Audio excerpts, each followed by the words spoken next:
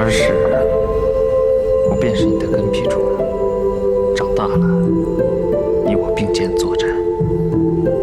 那些日子真的是无忧无虑啊！对你来说，美好的回忆，也许对我而言，只是噩梦罢了。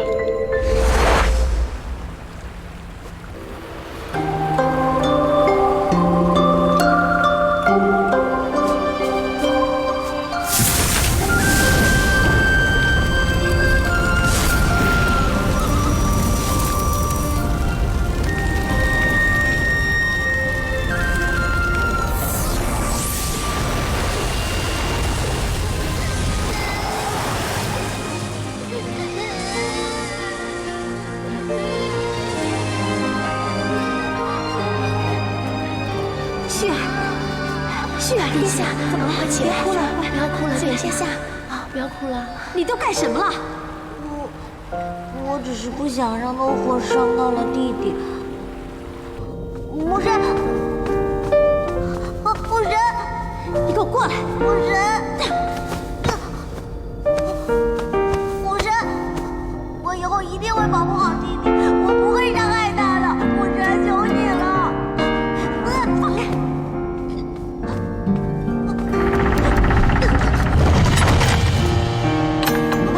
放我出去，母神！放我出去，母神！母神！母神，放我出去！放我出去，母神！母神！放我出去！从那之后，我便知道，我必须谨慎行走于这天界。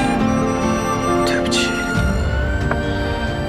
明日便是我与锦觅的大婚，你深夜来我这玄机宫，应该不只是来和我回忆往昔的吧？答应我，明日别做让自己后悔莫及的事。你想要的，我都可以让给你。锦觅，你知道我说的并非锦觅。徐芳。 我什么都没有了，唯愿留下锦觅。从小，我什么都可以让给你，唯独这次，我绝不会放手。一定要有这样的办法，以便一点不顾及养育之恩、兄弟之情。若非如此，我如何才能留住我在乎的人？所以。 就要以失去一切为代价，要么得到一切，要么失去一切。我已经忍耐得太久了。你知道，我不会坐视不理的。还请二殿明日一定要来参加我与锦觅的大婚。你我兄弟情深，我实在不愿看见我们。 走到那一步，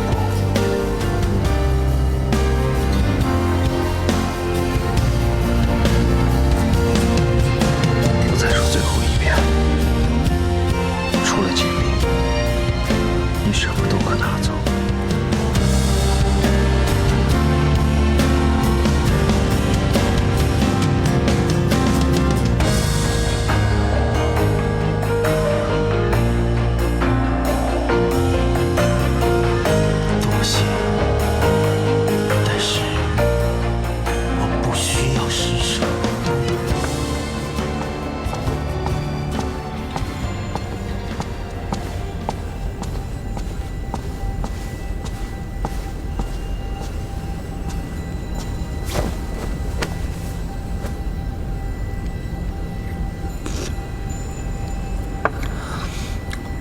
好久，夜神大婚前夜找我来，所为何事啊？言佑，明日那条路，你可愿随我一起走，一同完成母亲的遗愿？看来你执意选择要走上一条不归路，恕不奉陪。你不愿陪我，可是害怕失败。这天下间，还没有我爷要怕的东西。你我二人，说到底，内心所恐惧的东西都是一样的，害怕被抛弃。为了不被抛弃，我从前选择乖巧顺从，而你却选择玩世不恭。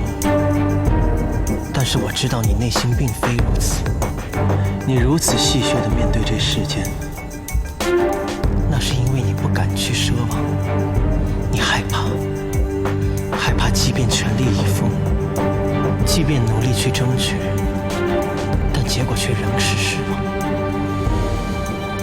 别装作一副很懂我的样子。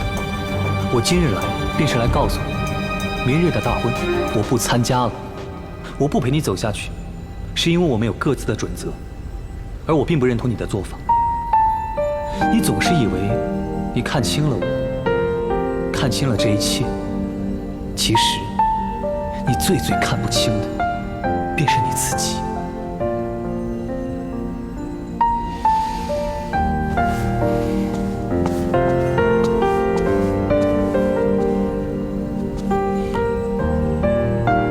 明日若有万一，我会照顾好灵儿的。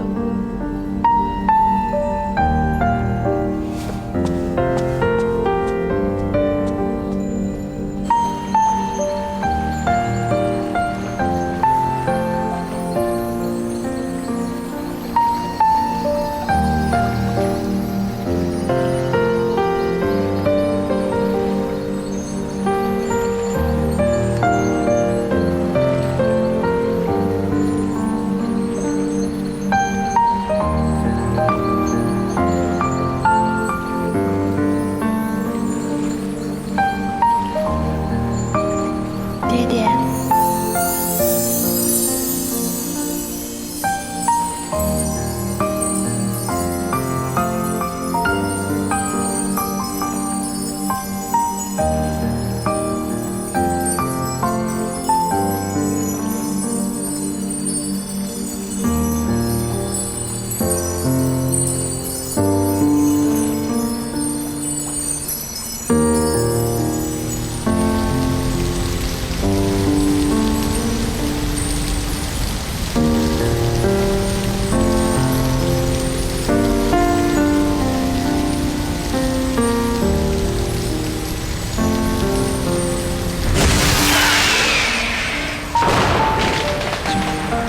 你在人间的时候答应嫁给我，你现在还愿意吗？我自然是愿意的。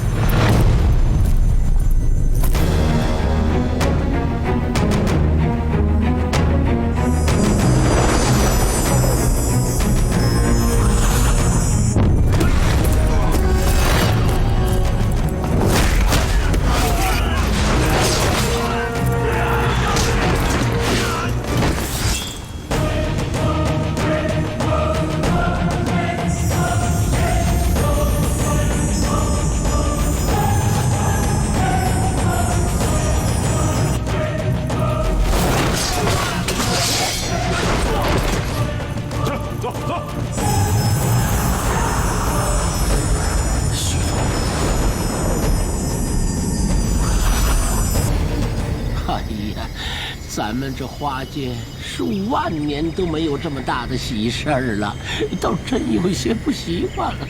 哎，总算不负先主重托。所佩非偶，可惜，可惜呀！哎，可惜什么呀？如今你是水神，哪有你跪我们的道理？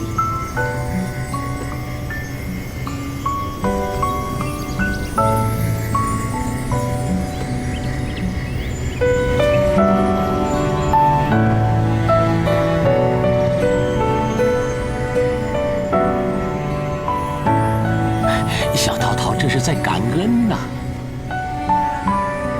锦觅，快起来！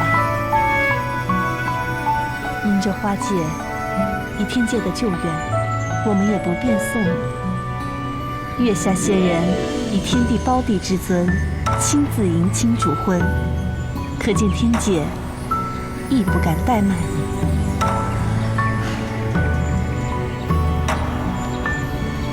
张方主，各位方主，感谢这么多年来为锦觅遮风挡雨，一直在照顾锦觅。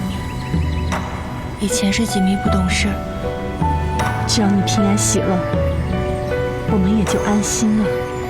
若是那夜神对你不好，或你在天界受了气，便回来住着。就是没受气也常回来，我给你烤兔子肉吃。你要好好照顾自己。时辰快到了，快去更衣吧。你穿上婚装，一定很美。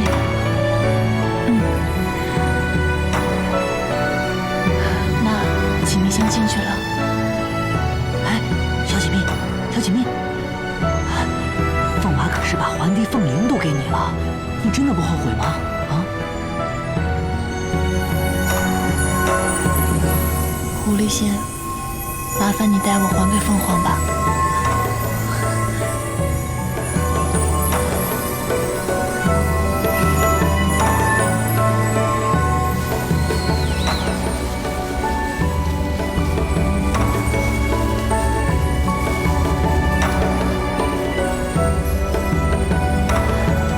小锦觅，你怎可喜新厌旧，移情别恋，忘恩负义，红杏出墙，抛弃糟糠？这叫我家苦闷的凤娃，可怎生是好啊？只听亲人笑，哪闻旧人哭啊？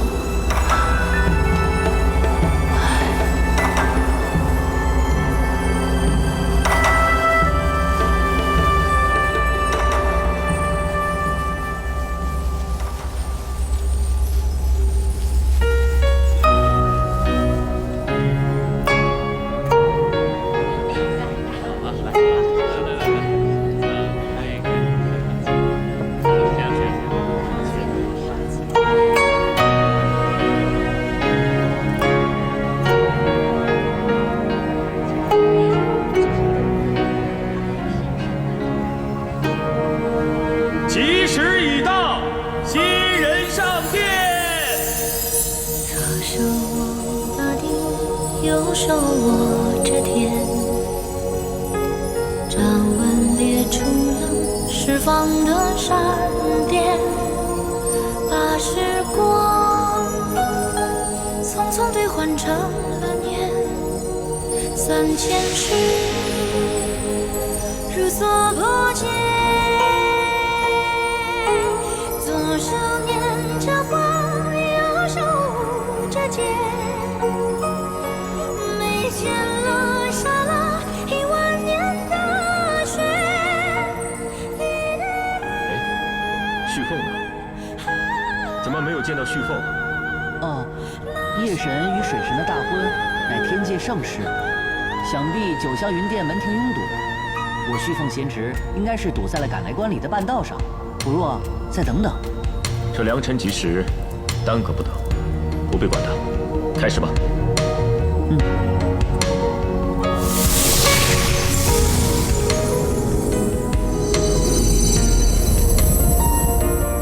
父帝，您于润玉不仅有生养父子之情，兼有教诲师生之意，更有指婚赐缘之恩。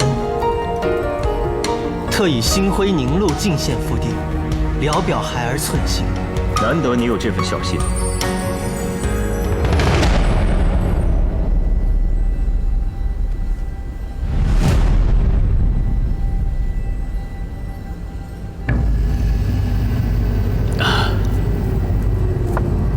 行礼。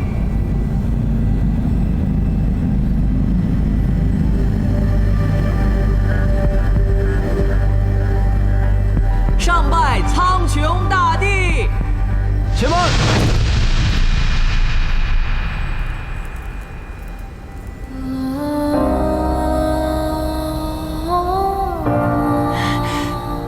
新闻里所写不虚，真命天子必然是要来抢婚的。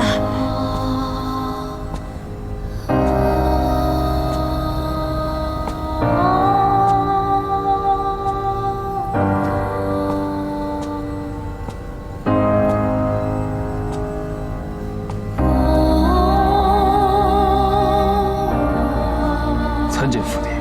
旭峰，你这是作何？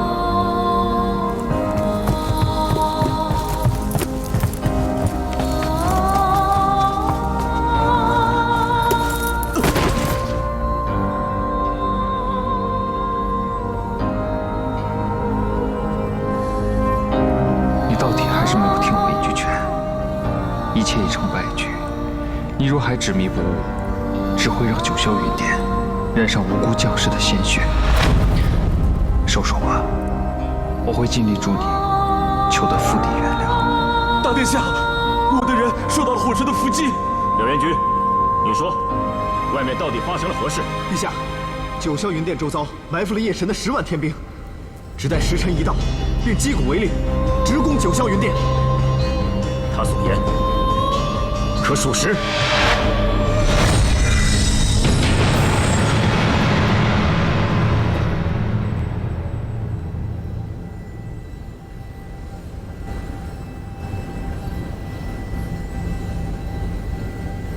你的3方天将均已被我卸了甲。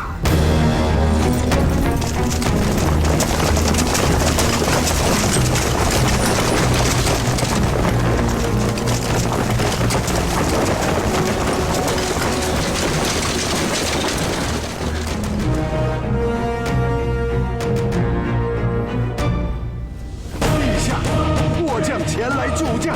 魏玉，我给你一个自辩的机会，你还有何话说？无他，螳螂捕蝉，黄雀在后，成王败寇，棋差一招。你一向比我聪明，功绩权谋皆在我之上。我想不明白你为什么要走这条不归路。我问心无愧。瑞玉，我本来对你寄予厚望。 可是万万没有想到，你居然是这种不忠不义的谋逆之徒！今天众仙家在此，铁证如山。若不惩戒你这个谋逆之徒，如何向6界交代？父帝，润玉虽铸下大错，但幸而未酿成大祸，还请父帝宽宏大量，饶恕兄长。无需多言，众天兵听命，速将这不忠不义的畜生押往皮梭牢狱。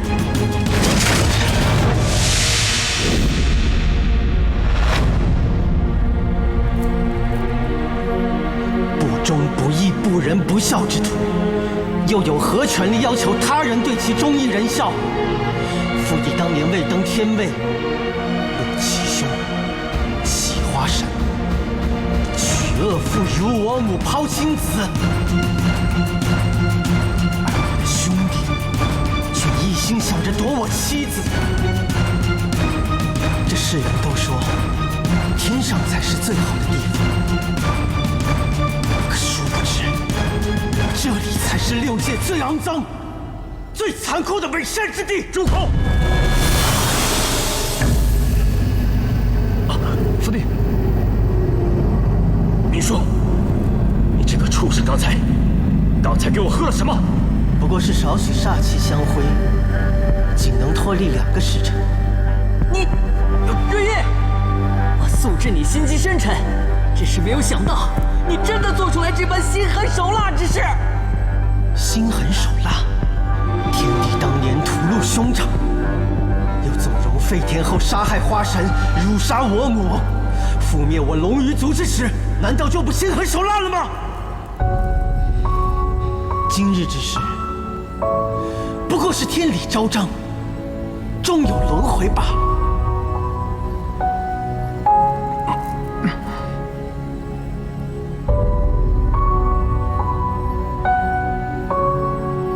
我所做这一切，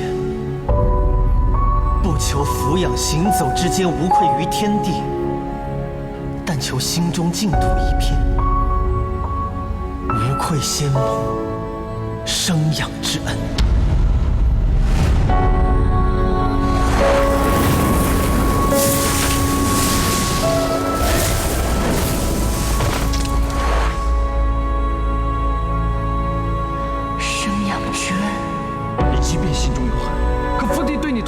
样真？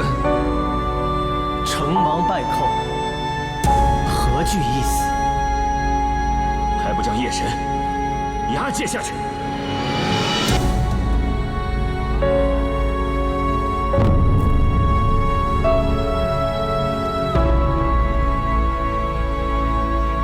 你们这群乱臣贼子，难道就不怕遭天谴吗？天帝继废天后，德行有失。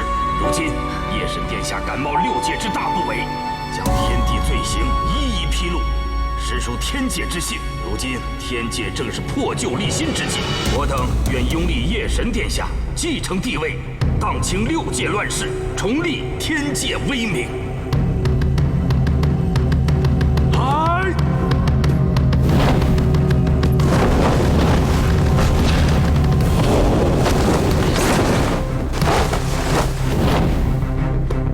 我等愿效忠夜神殿下。我等愿效忠夜神殿下。你们竟敢背弃于我！天帝与废天后残暴不仁，满天神佛皆有怨恨。火神殿下，难道你还不明白吗？隐居，你胆敢与夜神狼狈为奸，我今日便来清理门户。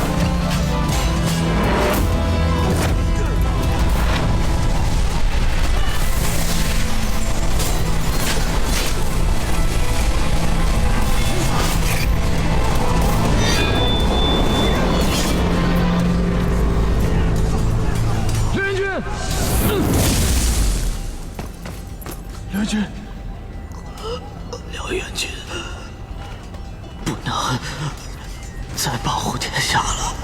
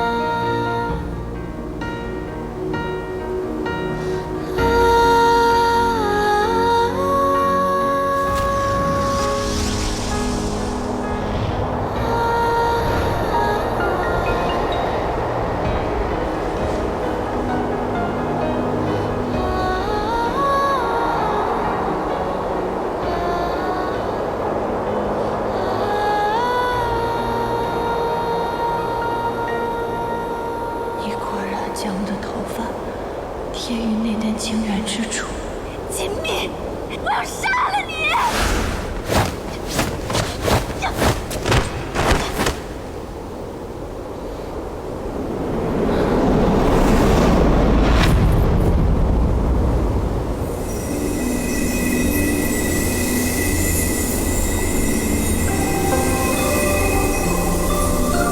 情到底是什么？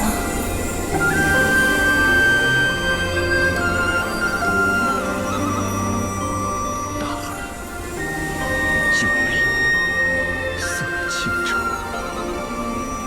秋水为深，月为光。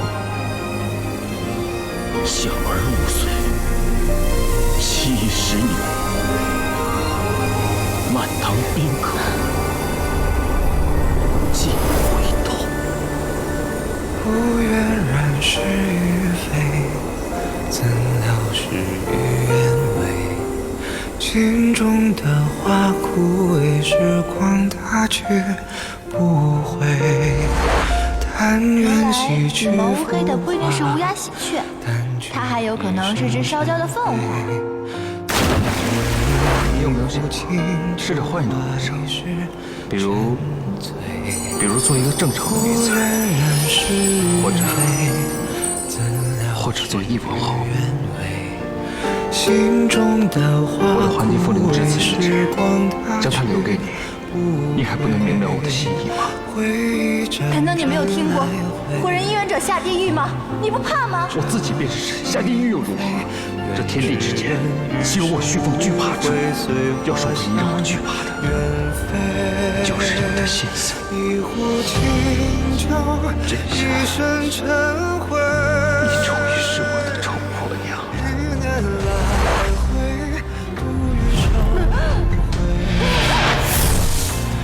一场春秋，生生灭灭，浮华是非。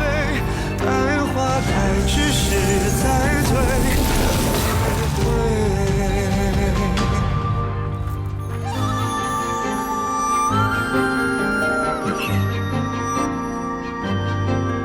你真是我的好儿子，旭凤。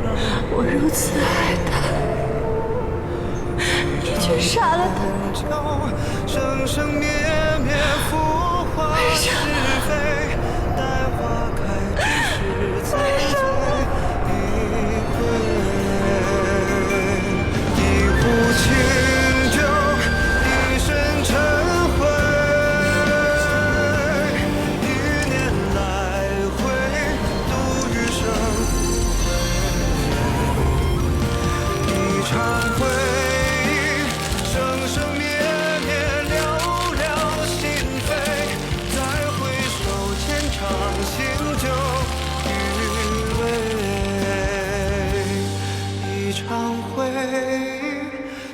生绵绵，寥寥心扉。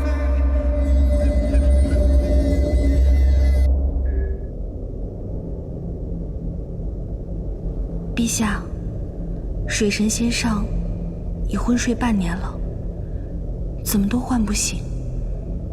他会不会就这样永远沉睡下去了？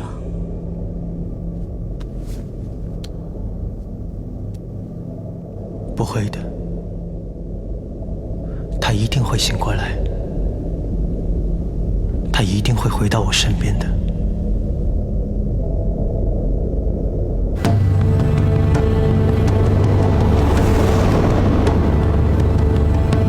陛下，小神在100万天兵之中甄选出108位天将在殿外护卫，只是这御殿将军之职责权重大，还望陛下亲自定夺。太子仙人以为破军如何？破军？陛下，破军可是火神亲自选拔上来的。御殿将军之职，御神3万，贴身护卫陛下。若有一心，变生找业，可是防不胜防啊！陛下，请您三思。破军其人，为人耿介忠直，他若答应，便不会有异心；若有异心，便不会答应。陛下，您气度恢宏，可是半年前，天界震荡，元气大伤。如今百废待兴，正值用人之际。本座便是要小议诸神及6界。如今天界万象更新，今日这个天地用人不计前嫌，只论德行才干。破军答应与否并不重要，重要的是要将这个信号传递出去。陛下，天下为公，英明睿智啊！小神这就去办。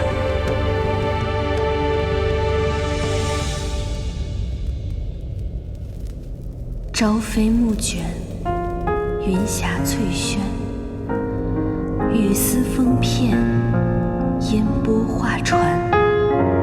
仅凭人推，看得这少梦间。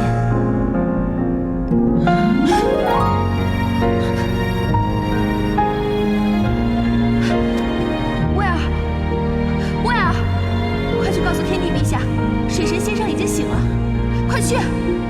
哦。先生，且等等，天帝陛下的登位大典刚刚结束，诸星助幸正在饮宴。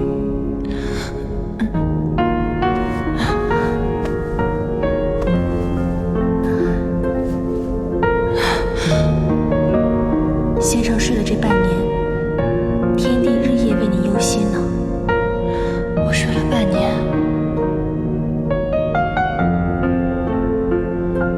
说水神，我弟弟也在吗？先上就是现如今的水神，难道先生忘了？是啊，弟弟已经不在了。原来这一切不是梦。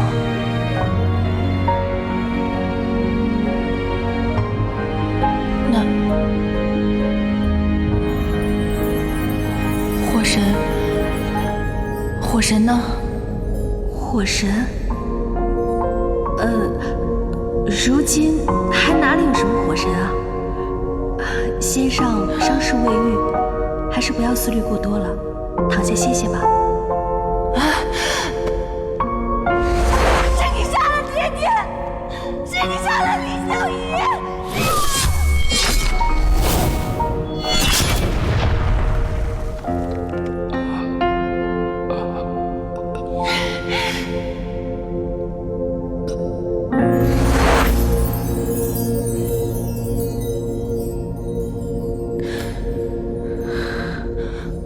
我杀了他。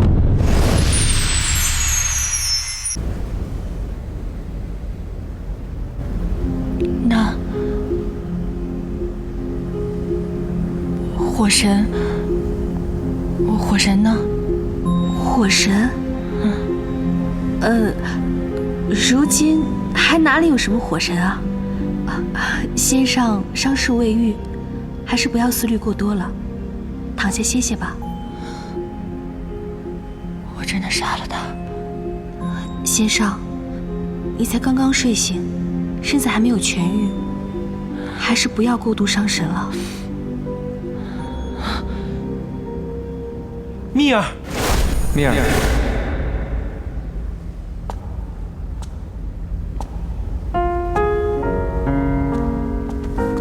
蜜儿，矿路，你先退下。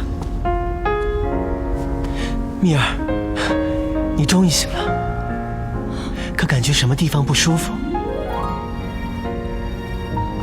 我好痛，我好痛。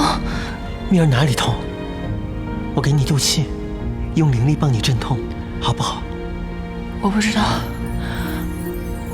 我感觉我的痛从胸口处泛滥，一直到四肢百骸，我就像针砭刀刺一般，我说不出，我就是觉得浑身都痛，我好难受，可是我不知道哪里难受，我的嘴里都是苦的。好，蜜儿，只要吃了糖，就不苦了。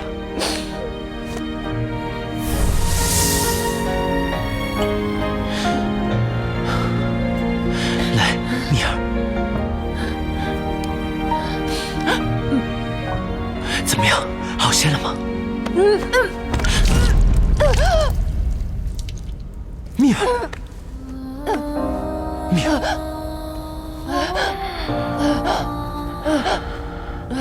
蜜儿，没事，蜜儿，没事，一切都会过去的，一切都会过去的。蜜儿，你看，你看树下的昙花，一直为你而开，多美啊！等你好起来，我一定会补你一次大婚，就在这个春天，好不好？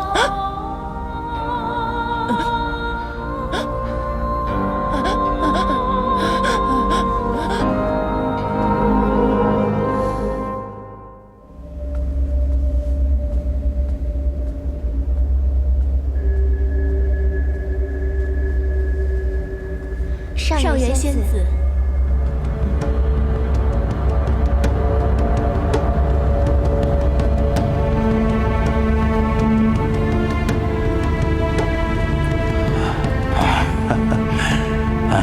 参见陛下。这半年来，整顿天界，千头万绪，多亏矿路在本座身边助我一臂之力，着实辛苦。陛下，小女愚钝，承蒙陛下不弃，晋封上元仙子，恩赐玄州仙境。小臣在这里谢过陛下天恩。本座一向赏罚分明，矿路办事妥帖，行事审慎，这些封赏当得起。陛下，矿路不求身外之物，只愿侍奉陛下左右。波拟洞府仙居，也是作为校定天界天文历法的处所，岁时节令关乎6界民生，旧历不准，有违农时，急需制定一套新历法。你肩上的担子可不轻啊！矿路明白，矿路定当尽力而为。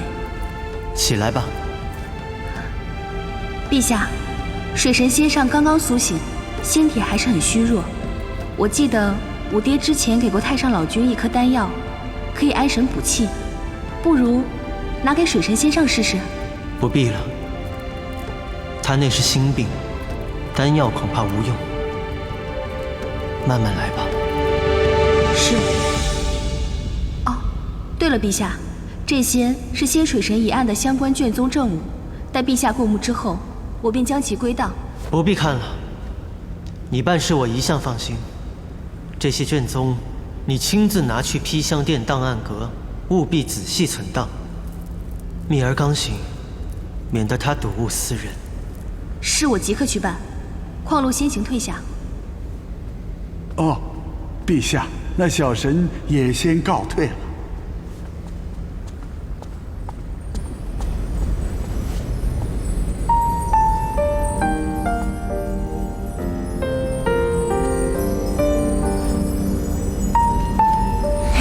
那送给你的，这可是昙花的种子。昙花呢，只在夜里开花。这白天啊，大部分的时间都是敛着花瓣休眠。我看它的习性跟小鱼仙官倒是有几分相仿，所以把它送给你了，让它陪伴你了。蜜儿，过去的一切已经不再重要，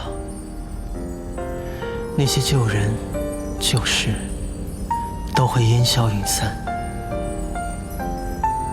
我不会再让你痛苦，我们一起过着宁静、康乐的生活，可好？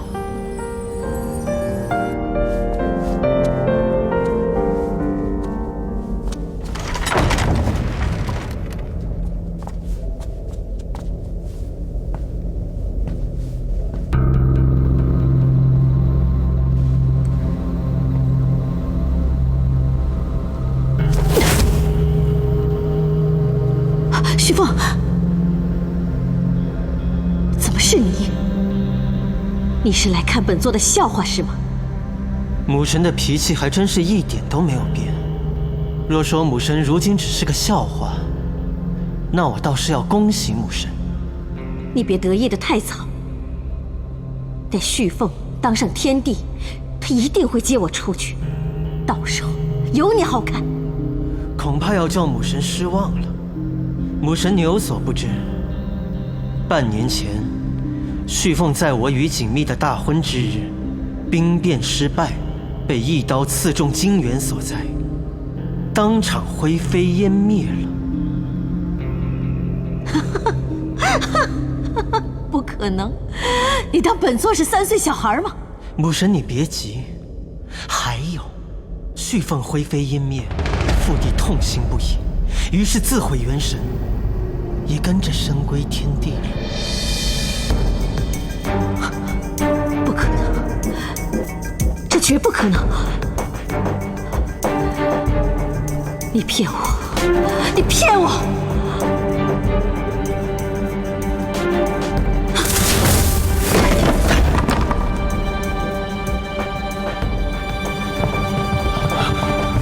陛下！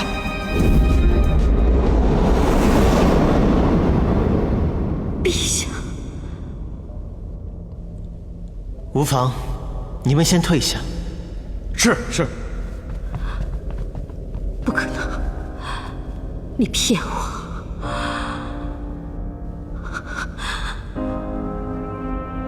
你骗我！骗我！你骗我！骗我！骗我！你为什么？为什么？为什么？为什么？你对我有什么怨气？也不应该加害旭凤。他将你视作手足至亲，旭凤何故？旭凤是无辜的。我问你，我母何故？锦觅何故？那些千千万万的丽泽水族，他们何其无辜？你下手杀我娘亲，灭我母族，谋害锦觅之时，又可曾有过一丝心慈手软？你为我父帝充当刽子手，血染千里之事，可曾想过那些无辜的生灵，他们也有骨肉之亲？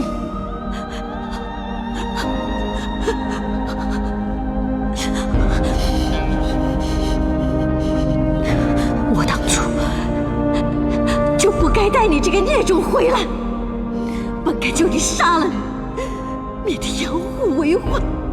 母神所言极是。不过是你顾宠邀功的一颗棋子罢了。谁能想到，区区一颗棋子也会有反噬操控它主人的那一天？你以为我愿意看着自己的亲生父亲、兄弟，在我面前灰飞烟灭吗？你以为我愿意吗？你当初真该一刀杀了我，或许你杀了我便可以早日解脱了。师父不在，陛下也不在，我活着还有什么意义？你杀了我吧！好啊。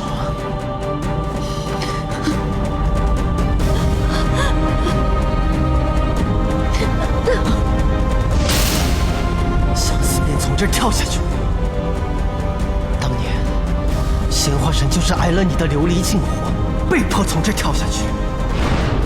木神，你一向都是这么高高在上，岂不知在这高台下面白骨累累，多少生灵为你铺路，成就了母神的至尊之位。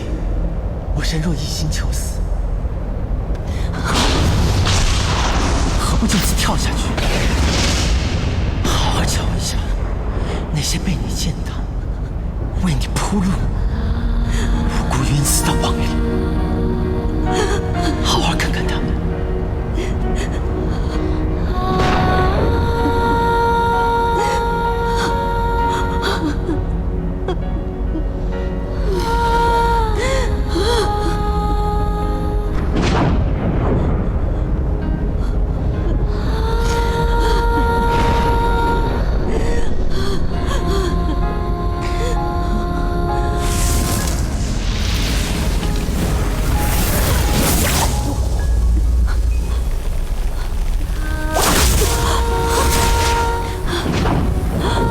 神，我不会让你这么轻易的死掉。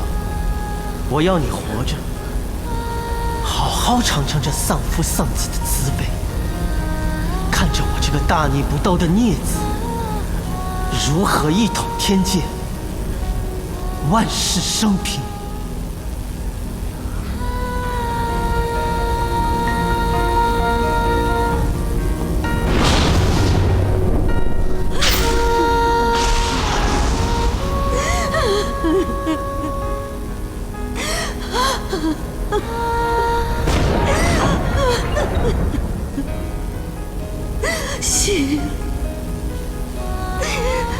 心儿，心儿啊，心儿。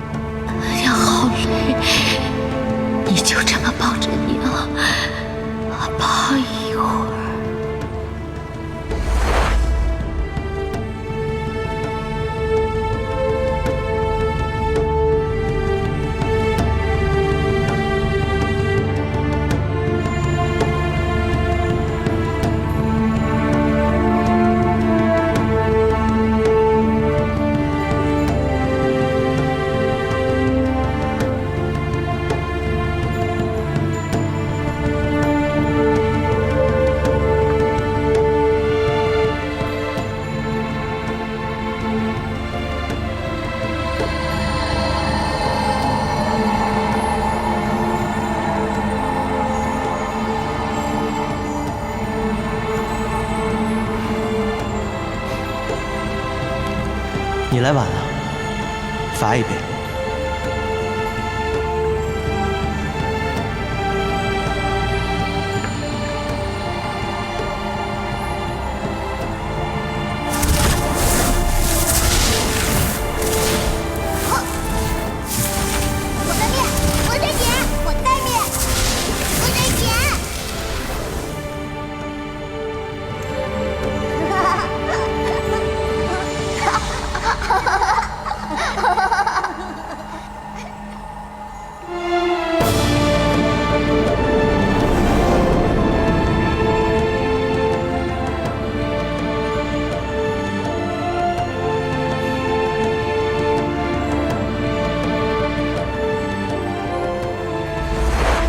只不过是天帝陛下一夜风流欠下的债，何德何能，竟敢与二殿下比肩？等日后咱们公主殿下嫁给了火神殿下，过门之后还得向那个夜神礼让3分，实在是委屈公主了。八字没一撇的事，你瞎说什么呢？不过为了殿下，太爱了，徐凤受不起。殿下，二殿下，我们大殿一向谨言慎行，淡泊处世，竟不知何时得罪了公主。要不要徐凤带她向你赔罪？殿下言重了，我们刚刚不过是随便。爱人者，人恒爱之；敬人者，人恒敬之。夜神是我兄长，徐凤一向敬之重之，从不敢随便。不知公主这“随便”二字从何谈起啊？殿下恕罪，是属下多嘴，属下不该乱嚼舌根。你们家公主金娇玉贵，要真进了我这七无宫的大门，见了夜神，免不得摧眉折腰。以兄长之礼，视之待之，我还真怕委屈了你们家公主。殿下所言极是，穗禾作为鸟族公主，理应谨言慎行。多谢殿下提点。明白就好。那穗禾先行告退了。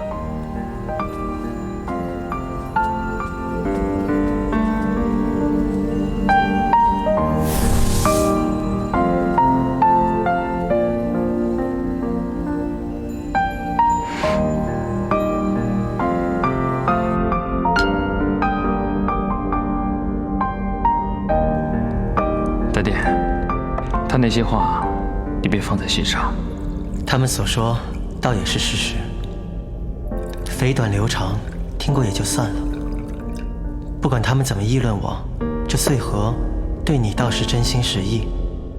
你切莫因为我开罪了他，不然母神那边又要……我就是想让他们知道，得罪夜神，那就是在得罪我火神。行了，反正事情过去也就算了。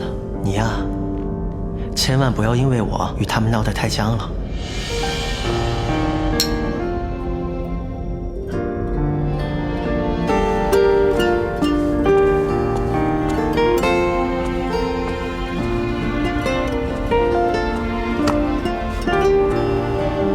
给你的，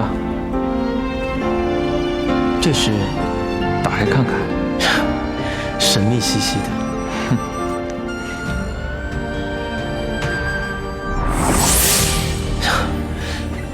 你小子又去搜刮紫芳云宫了？我早没事了，倒是你中了火毒又受伤的，正好给你补补身子。谢了。那我去教场了。等等，这是星辉凝露，可以舒缓你体内的冰灵余毒，正好烹茶用。谢了。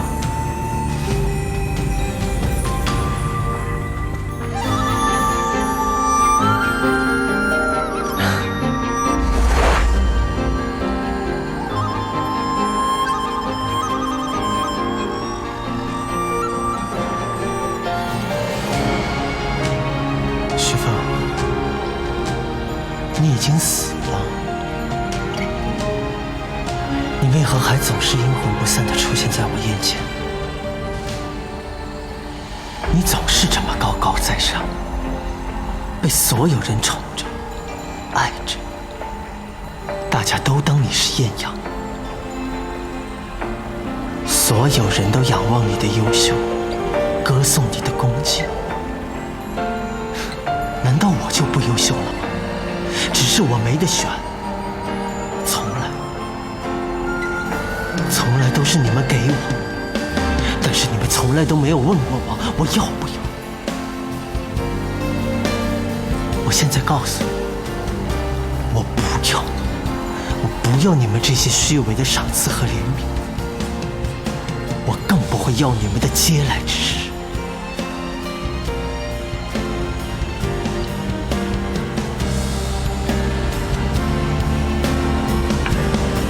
徐凤，你知道吗？曾经，我一直希望自己能够变得更强，因为我希望有朝一日，你想要什么，我给你。可是后来我终于明白，只要有你在，我便永远不可能成为最强的那个。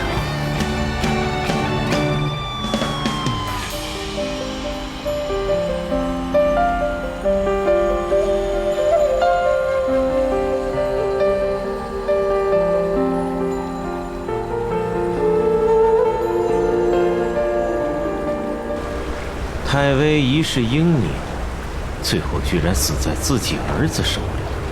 这个夜神弑父杀弟，倒是与太微当年所为如出一辙。哼，估计连太微自己都未曾料到。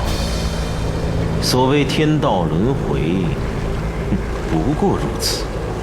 尊上，那夜神夺权继位不久，如今天界政权不稳，人心涣散，正是攻打天界的绝佳时机。没错，本座这半年来招兵买马，就是为了壮大我魔界兵力，能和天界痛快地打上一场。太微啊，太微，你无法实现一统6界的宏愿，就让本座来替你实现吧。锦觅醒了，你去干什么？我真后悔当初在人间，你怎么不用灭灵剑一箭射死他？我本想射死他，不知是谁在推三挡四的。我怎知他竟然是这般卑鄙小人，真是瞎了眼，还把他当成至交好友。我这便去灭了他，为凤兄报仇。我知道因为徐凤的事情，你恨锦觅，可如今大局已定，仅凭你我2人之力，改变不了什么。我真是不明白了，如今的世道到底怎么了？这凡人喜欢窝里斗，改朝换代倒不稀奇，怎么连安稳了万年的天界跟魔界都如此混乱不堪？子夺父位，臣夺军权，窃国者亡反倒成为正义了。你说的都对，可是别忘了，新天帝刚刚继位，对于魔界的态度尚不明朗，以后我们还得从长计议，以大局为重。大局，那是顾成王的事，我巴不得他跟润玉打起来，斗得两败俱伤才好。哎，说话小点声。顾成王如今已是魔尊了，连你的叔父和父王见了他都要行礼参拜，何况若非秦成王从中周旋，你我2人如何在魔界立足？以后若是见了他，注意些分寸。如今的天帝跟魔尊全是些不择手段的无耻之徒，6界的安定迟早毁在他们手里。话说，天帝继位了，这锦觅很快就能当上天后了。天后，这2人狼狈为奸，倒着实般配。算我刘英瞎了眼，日后再见到他，定要剥了他的皮。你也别太冲动，当日你我2人皆不在场，我总觉得其中或许另有隐情。我管他什么隐情，他害死凤雄总是事实。王凤雄对他掏心掏肺，一往情深。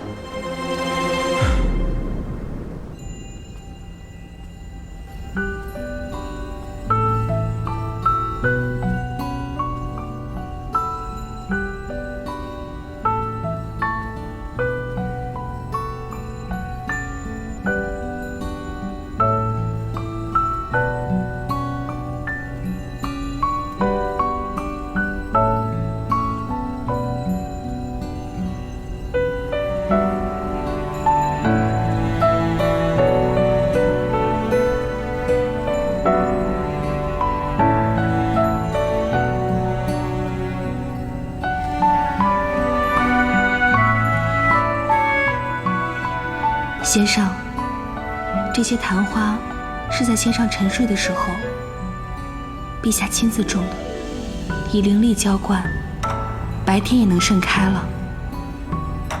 一直等着先上醒来看呢。都说人间的凤凰花开2季，一季原来，一季原散。我使用了仙法，让这儿的凤凰花永开不败。缘来缘去终会散，花开花败总归尘。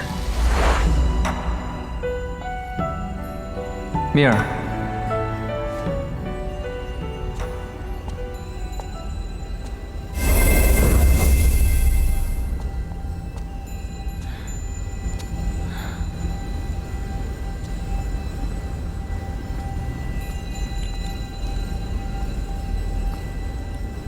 米儿，你怎么了？我没事。其实你完全不用憋在心里，我对你的承诺皆已兑现。如今，那些曾经伤害过你的人，他们都得到了应有的惩戒。废天后，他被压于万年高寒的凌渊台，生不如死。至于旭凤，半年前你已手刃杀父仇人，如今大仇得报，花神、水神、风神，他们都可以瞑目了。蜜儿，蜜儿。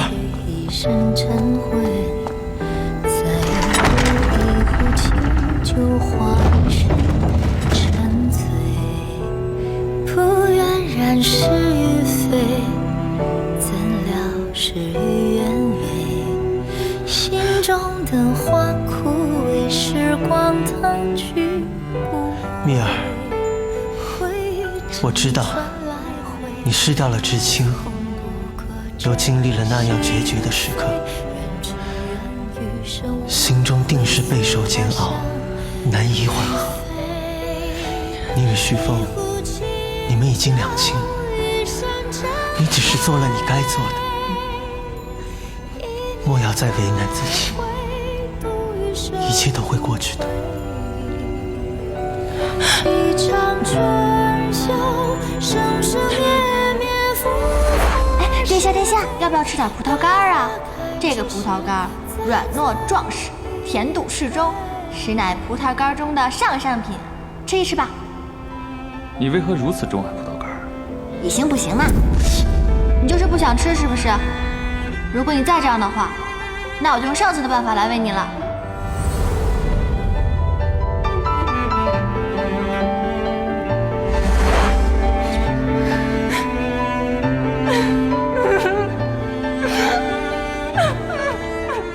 蜜儿，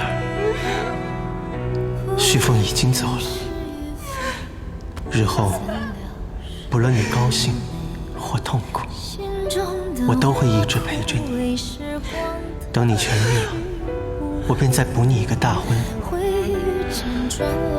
你我二人从此千年万年的这样一起走下去，可好？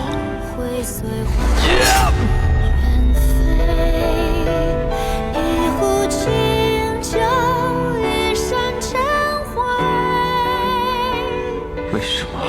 是你杀了爹爹，是你杀了李小鱼！一场回忆，生生灭灭，寥寥心扉。再回首，前场新旧。你可曾爱过我？为什么做的明明是他？我为何要流泪？愿这生生的时光不再枯萎，再回首，前场新旧余味。一壶清酒，一身尘灰。一年来回。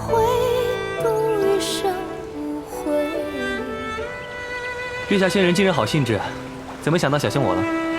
老夫现在是一刻都不愿在天上待着。自从那个冷血白龙做了天帝啊，天界的气氛被他搞得像玄机宫一样清冷，哪里有这湖光山色来的温情？况且元姬也不在了，老夫我现在连个聊得来的人都没有，所以只好找你来解解闷儿。哦，可是掌管凡人命数的元姬仙子啊，她不在天界去哪儿了？人间历劫。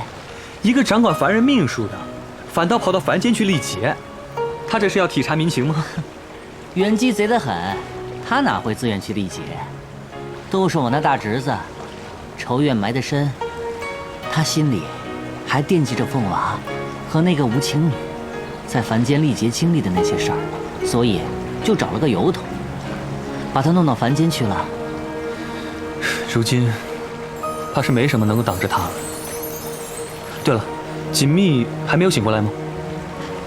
你不要再提那个无情女了，就是因为她醒过来了，老夫啊才更不想在天界待着了。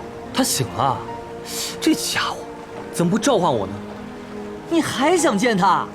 此等忘恩负义之徒就应该千刀万剐，然后投进你们太湖喂鲶鱼。我至今都没搞明白，他喜欢那只鸟，全天下都知道，可最后却……或许他已经在凤娃和润玉之间做了选择。难道？怎么？那个先天地自毁元神，他不过是中了煞气香灰，何必对自己那么决绝？他亲眼看着一个儿子死，一个儿子抢帝位，也许是心如死灰了吧。也怪他自己，若非他自毁元神，有环帝凤灵护着他，也不至如此。说来也怪了，自那儿之后啊，凤娃的环帝凤灵也消失了。唉，连点念想都不留给老夫，都怪那个冷血白龙。其实那条冷血白龙是我义兄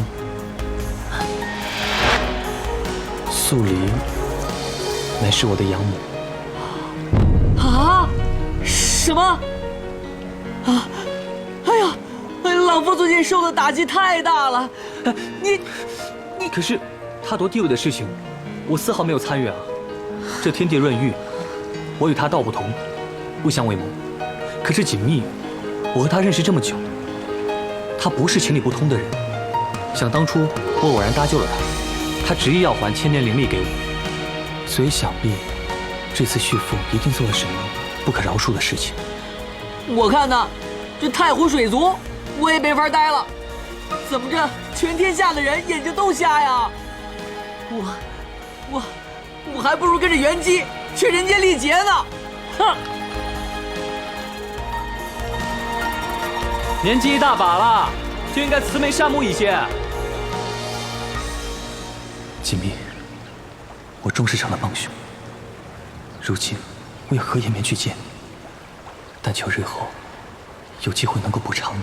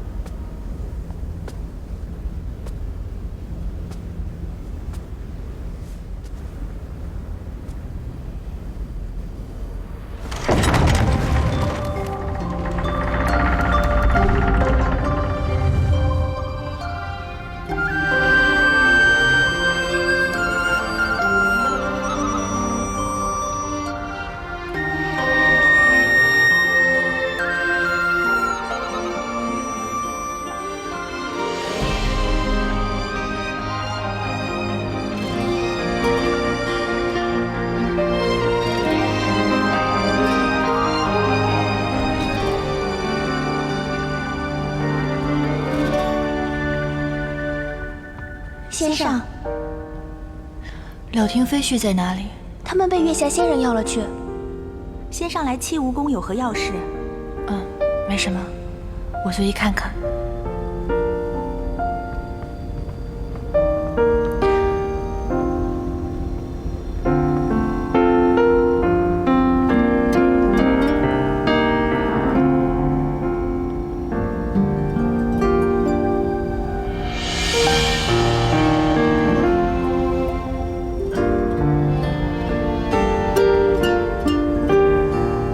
我最近感觉长胖了很多，可是我发现其他地方都没胖，为什么单单这个地方胖了？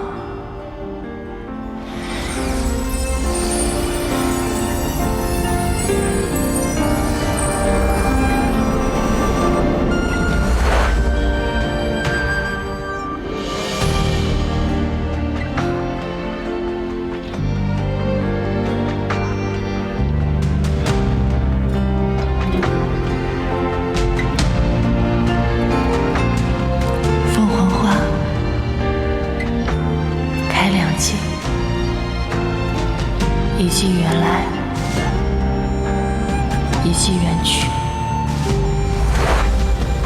缘来缘去终会散，花开花败总不为尘。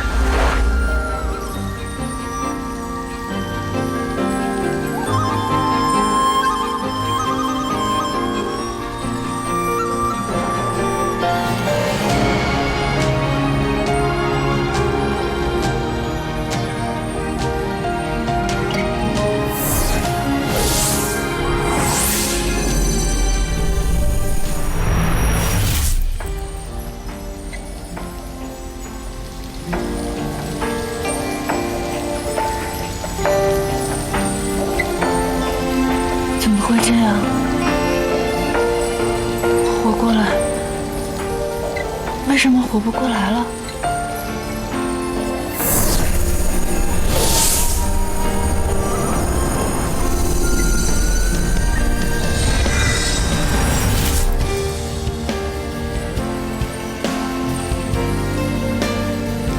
为什么？为什么活不过来了？他为什么活不了了？活呀！你们为什么活不了了？活过来呀！为什么会这样？为什么活不了了？愿这生生的时光不再枯萎，待花开之时再醉一回。愿这生生的时光不再枯萎，再回首你这是在做什么？他是你的杀父仇人，他是你的杀父仇人一年来回，度余生无悔。一场春秋，生生灭。果然是你！如今你还有何脸面来这齐武功？狐狸仙，你什么你？老夫当初费力撮合你与凤娃啊，倒是方便了你对我凤娃下毒手。凤凰杀了我爹爹。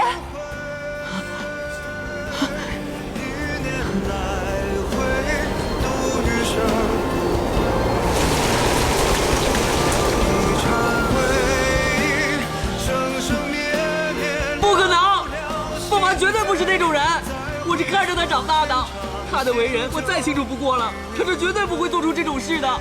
我也不愿相信，可这就是事实。我爹爹死于6月惊火，凤国他亲口承认，此事跟他有关。还有眼兽图梦为证，这都是我亲眼所见的。梦，就凭一个梦？这个梦是凤凰的所见吗？凤凰亲手杀了我爹爹，你又如何确定所见梦便是真的呢？所见梦便是日见所见，眼见为实，怎么会有假？眼见也未必为实，老夫就是不信，因为老夫从来只相信这儿。就算天河水倒流，凤娃也绝对不会是杀人凶手。哼！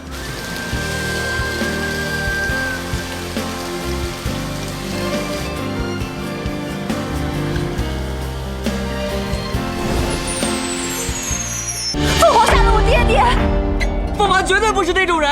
凤国他亲口承认，此事跟他有关。还有眼兽图梦为证，这都是我亲眼所见的。就凭一个梦？这个梦是凤凰的所见吗？你又如何确定所见梦便是真的呢？眼见为实，怎么会有假？老夫就是不信，因为老夫从来只相信这儿。就算天河水倒流，凤娃也绝对不会是杀人凶手。哼！你鬼鬼祟祟的，把我来这儿做什么？你猜，方才我看见谁进了齐武宫？谁呀？锦觅。锦觅，他怎么还有脸入齐武宫啊？之前他昏迷不醒，天帝是日夜守着他，我们是没有什么机会。可如今他已经醒来，自由出入各处，我觉得正是我们的好机会。你的意思是？二殿下一片痴心错付，竟被这妖女夺去了性命。可是殿下对我二人恩重如山，此仇不报，我们怎么对得起殿下？你可有何计策，将他骗到凌渊台，将他推下去？不行，这天界到处都是天帝的眼线，咱们这么做会不会太显眼了？倒是还有一个办法。什么办法？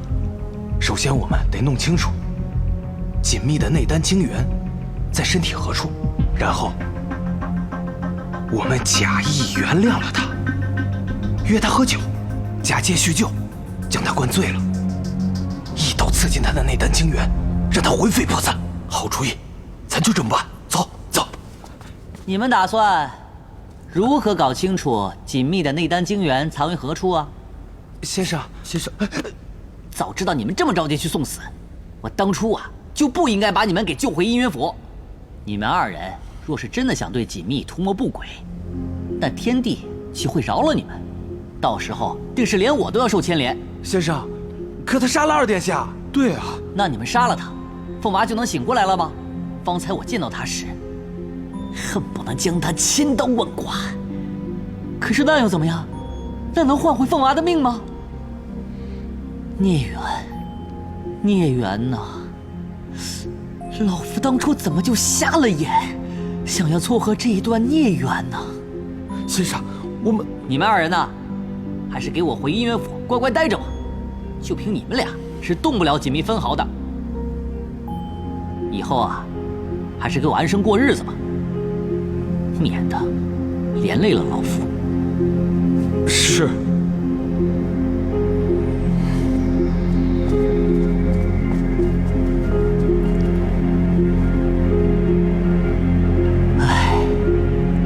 报应自有天意。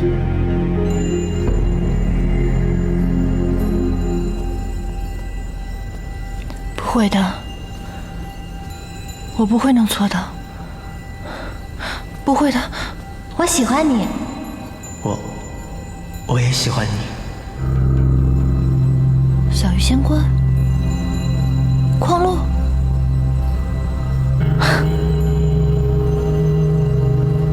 小鱼仙官，我们一辈子在一起，一生一世一双人，可好啊？好，永远别负我，锦觅。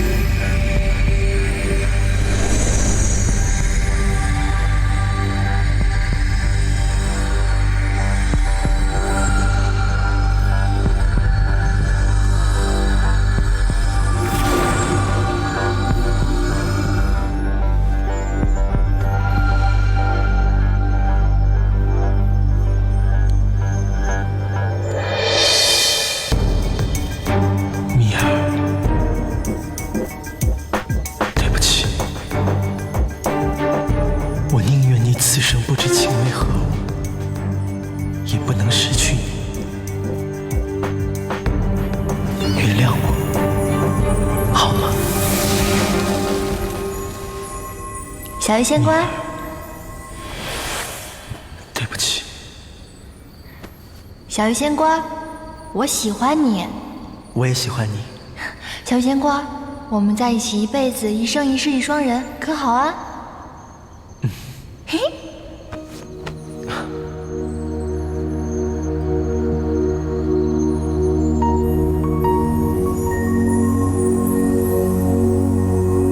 我知道这是个梦，但人鱼不要醒。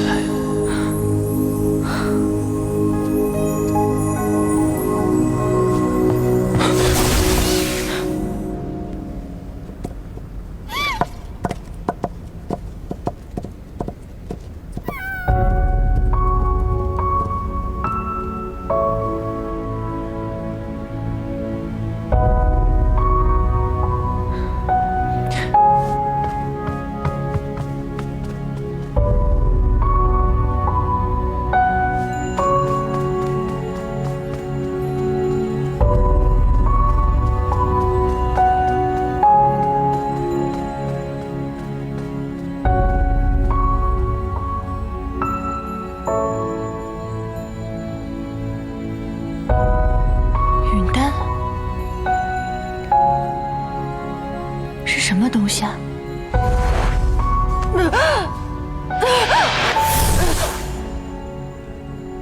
难道那个就是允丹？可他为何会在我身体里？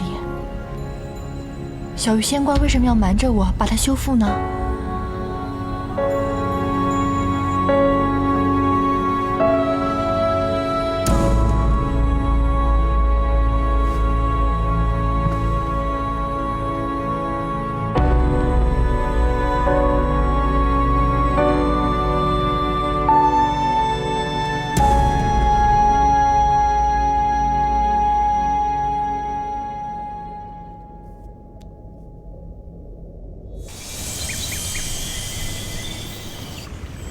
人间布花之事俱已安排妥当，便辛苦两位妹妹代劳了。是，明日我去趟天界看看锦觅，也不知道她恢复的怎样了。长房主，长房主，长房主，小桃桃她回来了。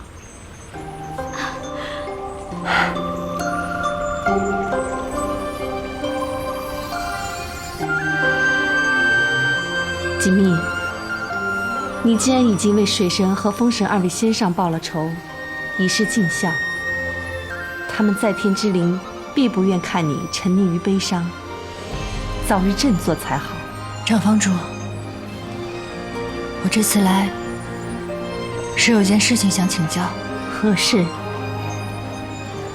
今日当着我爹娘还有林秀仪的面，请长房主务必据实相告。我体内的允丹究竟是何由来？你如何知晓此事？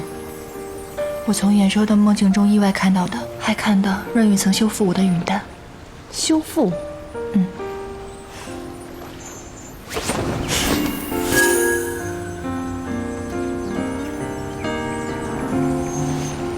不在了，怎会如此？果然，看来真的和允丹有关。那日我将旭凤刺死之后，我就感觉心痛不止，感觉体内好像有什么东西炸掉一样。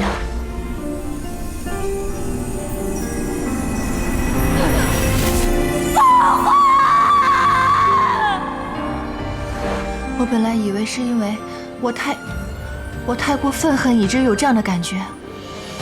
到如今看来，就是允丹所致。可是我为什么会有允丹呢？那允丹是仙主为你服下的。我娘？仙主在世时为情所困，深受其害。我自始至终只爱过天帝一个人。你还是回去跟林秀成亲吧。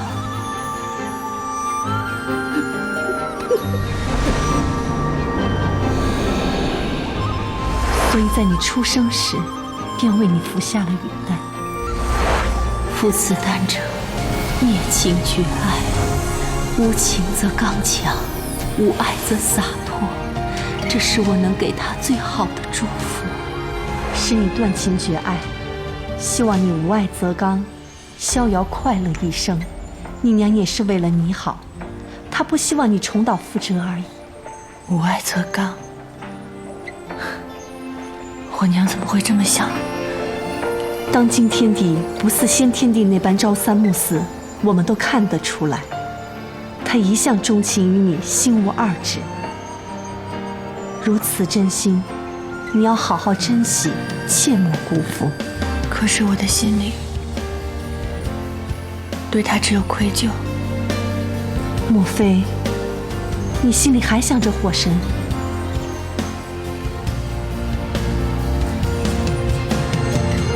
我不知道，我总是止不住去想他。我一想他，我心就会特别的痛。每每如此，便觉得愧疚。他是我的杀父仇人，我这样对不起爹爹。可是我还是信了。我一闭上眼睛，全部都是他。先主就是不愿看你如此，才会为你服下允丹。如今你既然已经冲破了允丹，少不得难受一番。你不要再去想那些是是非非了。如今你贵为水神，灵力强大，新天地登位，贤明远播，可见众望所归。而你即将成为新任天后，日后必定一帆风顺，岁月似锦。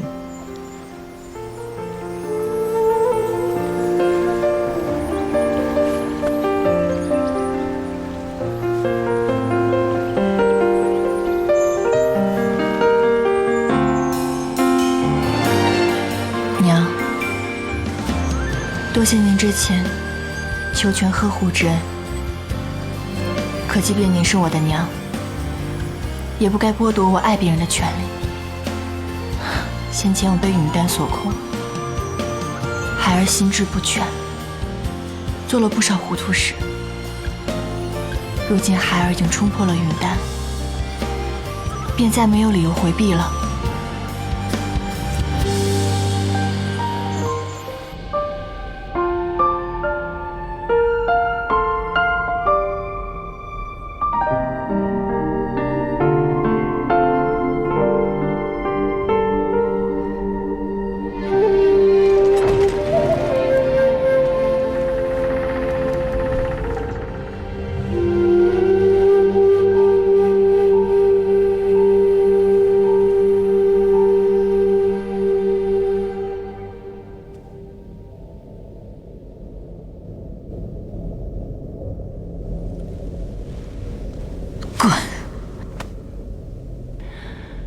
如今看你过得这么不好，我也就放心了。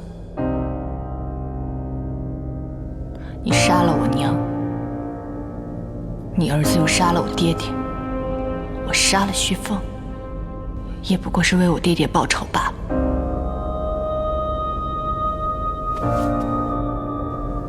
报仇？你报什么仇啊？你杀了我儿子！没错。旭儿，我告诫过你多少次，叫你不要同这个女人纠缠，你总是不听，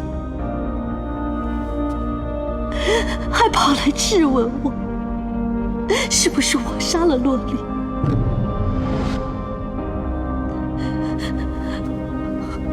你说什么？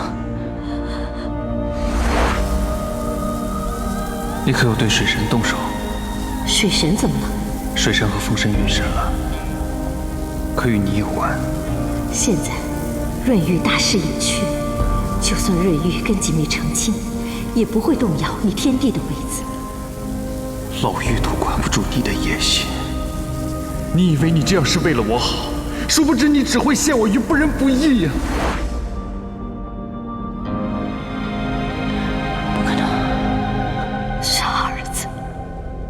我呕心沥血为你，一心帮你筹谋，一切都为了你，你居然相信这个女人？试问这世上有谁比娘对你还要真心实意？你若早听我的，怎么会枉死于这妖女之手？我不可能杀错。我问你，不是徐凤杀的我爹爹，究竟是谁杀了我爹爹？是我。不可能！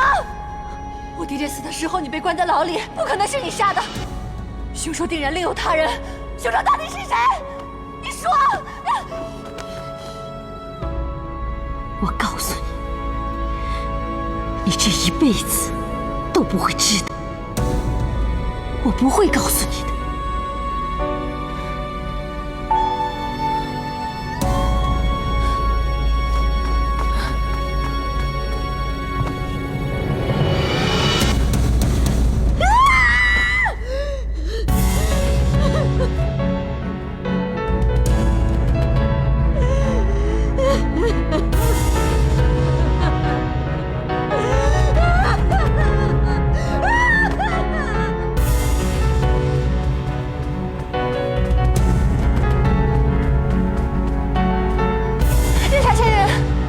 两条飞絮，给我把他轰出去！我可能错杀了凤凰。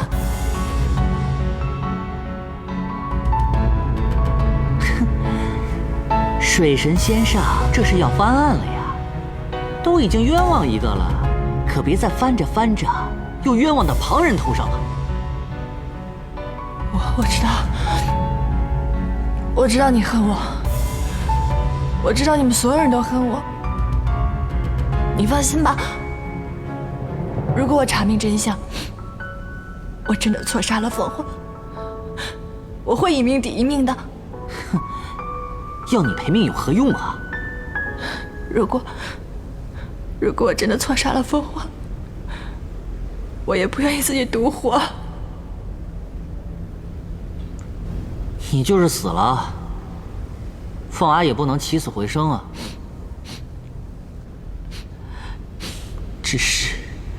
只是我的凤娃，她不能枉死啊！快点，守卫马上就会醒来。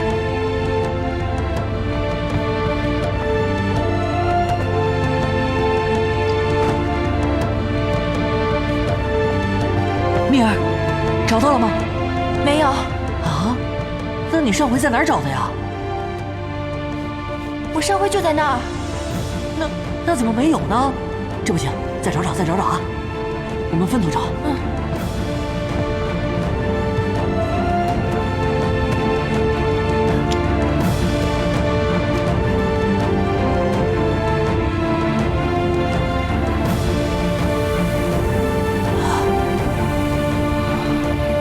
有结界。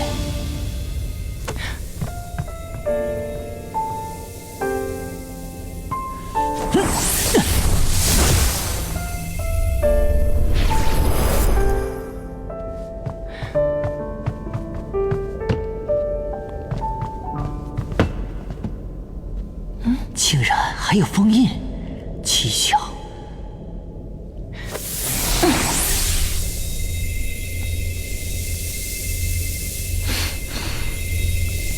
我来帮你。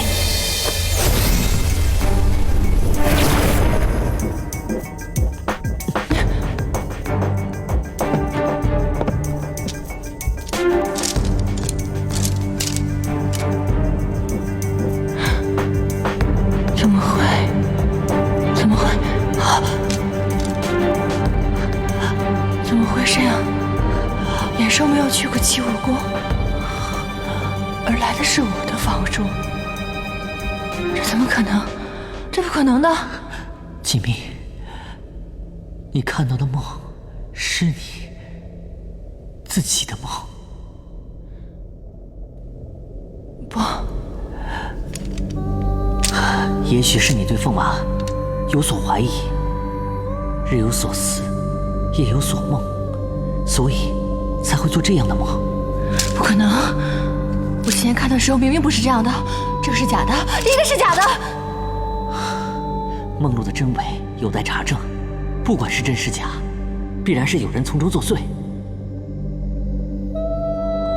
蓝色的是所见梦，蓝色的梦是真的。爹爹死的时候，我并没有亲眼见到他被杀，所以这个梦怎么可能是我的？如果这个梦是我的，我不可能一点印象都没有，绝对不可能，这不是我的梦，绝对不可能的。锦觅，若是有人刻意为之，在那个梦境上动了手脚，也未尝不可能。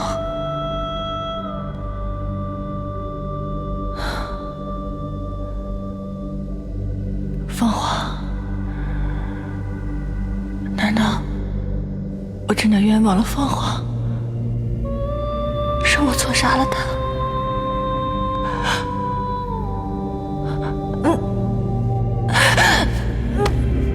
蜜儿，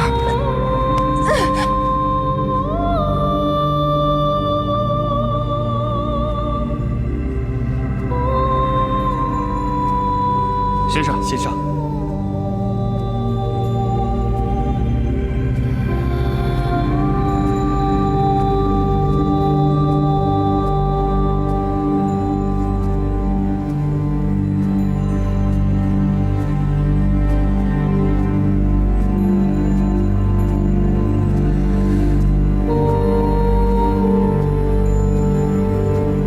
先生，先生，先生，您总算回来了。您这是去哪儿了？陛下很是担忧呢。陛下现在在哪儿？在七正殿。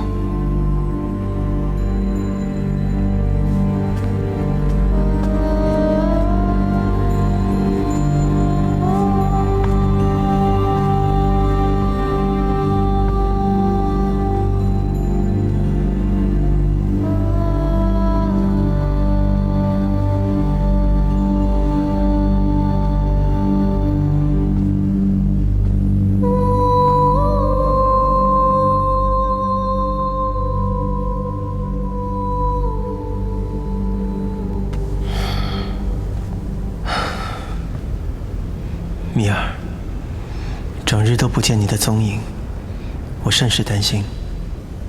你刚醒，还需静养，在身子痊愈之前，就别再到处走动了。若你非要到处走，就让矿路和你一起，有他陪着你，我也放心一些。我恐怕真的冤枉了徐凤。为何这么说？爹爹被害以后，我看着眼兽吐出了一个梦，那个梦是凤凰杀害爹爹的场景。先前以为那个梦是凤凰的所见梦，可直到今日，我跟月下仙人到了披香殿，找到了那日眼兽的尸梦卷宗，才发现眼兽根本没有去过七武宫，而是一直在我的身边。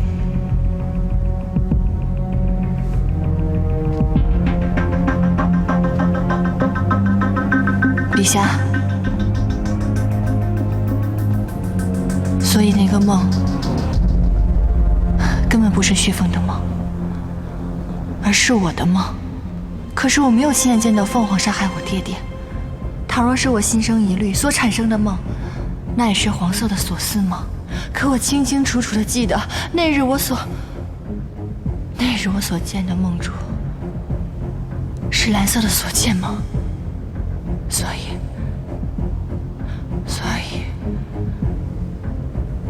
那个梦一定是被人动了手脚，把所思梦变成了所见梦。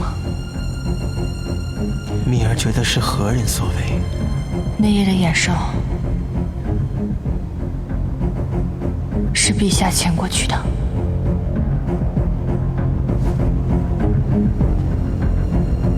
蜜儿，为了调查仙水神被害一案，我搜集了成百上千的梦境，还没来得及一一查阅，便被傅帝拿走封禁了。你所说的那个梦，我实在没有见过。那披香殿的主事，向来负责天界的卷宗，到底是黄色的所思梦，还是蓝色的所见梦？他总该有印象吧？好，我这就让人去宣披香殿主事，向他问明情况。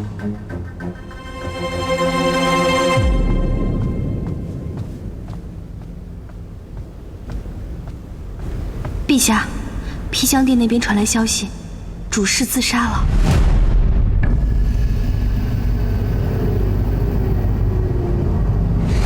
陛下，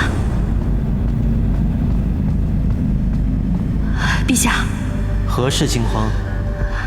今日我看水神仙上神色有几分异常，于是我便悄悄跟了过去。结果发现水神仙上和月下仙人，他们2个人偷偷潜入了皮香殿。看来这皮香殿主事是留不得了。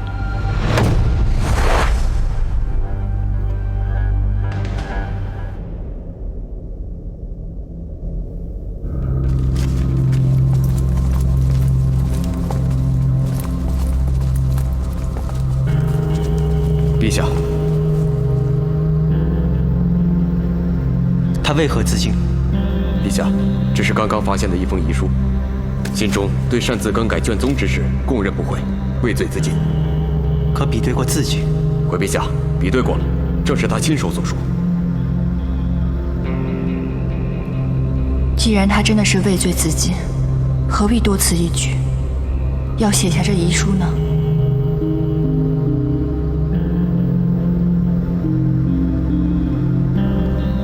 人之将死，其言也善。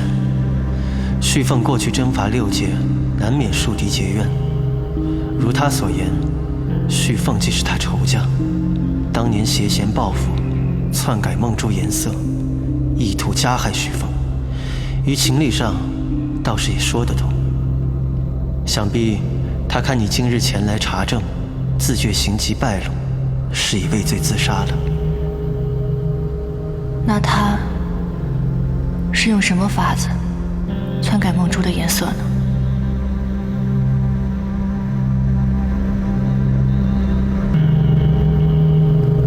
听闻一部洪荒古籍《梦驼经》中有所记载，只是这本《梦驼经》失传已久，又是禁书，我也未曾见过。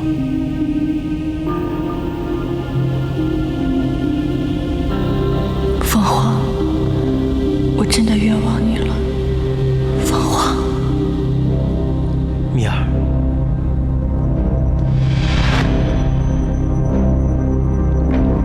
蜜儿，你还好吗？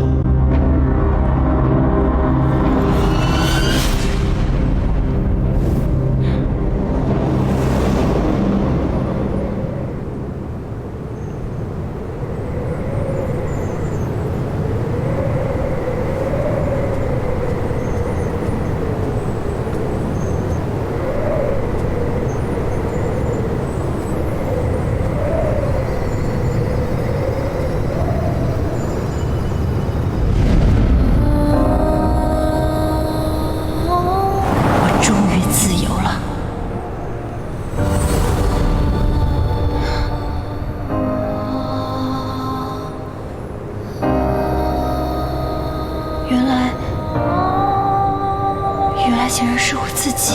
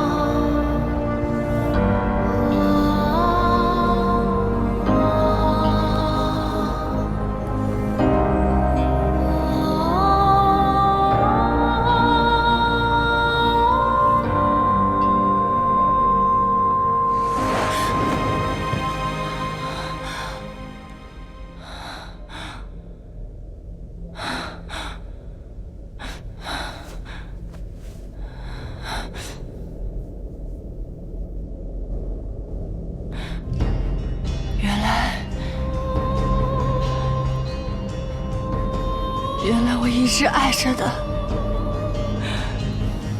都是凤凰。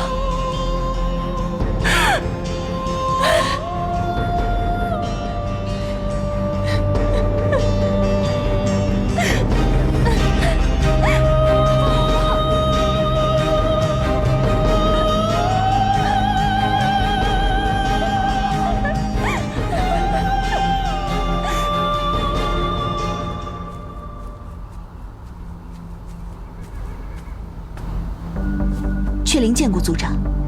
这段时日，穗禾公主有何异动？白天并无异常，只是常在夜半时分外出。有一次我尾随公主，发现她去了忘川。忘川？是。此事定有蹊跷，继续盯着她。遵命。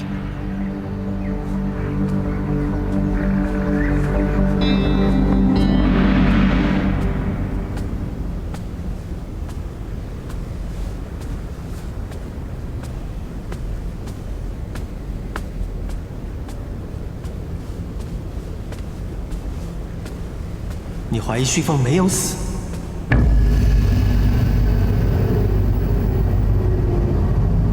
为何这么说？陛下，我怀疑先天帝元神寂灭前，设法留了火神一魄。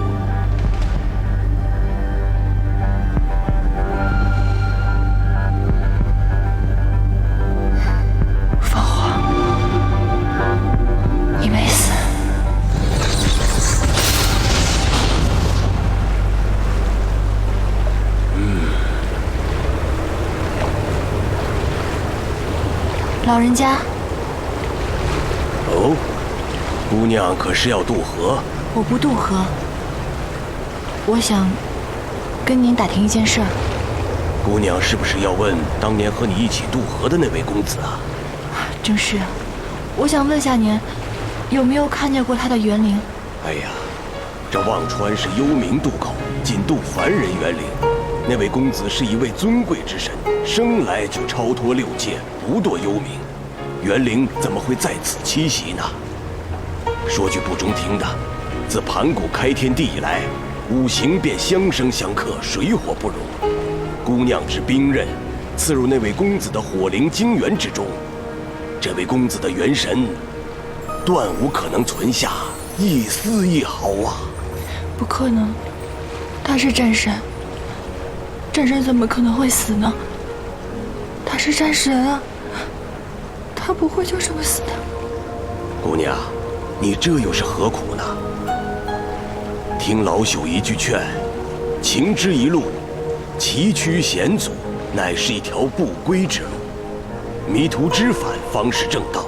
可是姑娘你这样执迷不悟，却是害己又害人呐！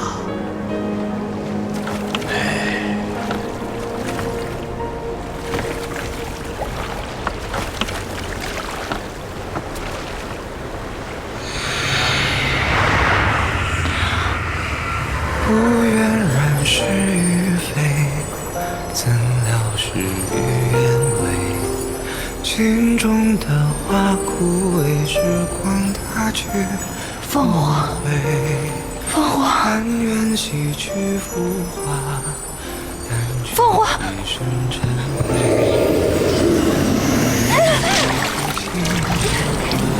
凤凰，凤凰。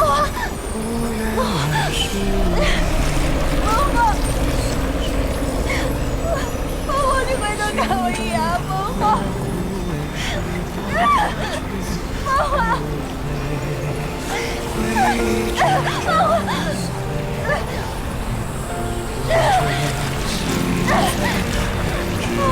余生无悔，随花香远飞。一壶清酒，一身尘灰。年年来回，独生辉。一场春秋，生生灭灭，浮华是非。待花开之时，再醉一回。愿这生生的时光不再枯萎，待花开之时再醉一回。愿这生生的时光不再枯萎，再回首前尝新酒余味。一壶清酒，一身尘灰。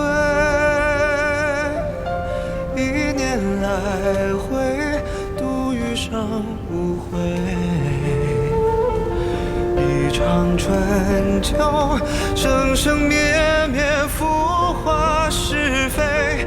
待花开之时，再醉一回。米尔，你的脚怎么了？怎么会这样？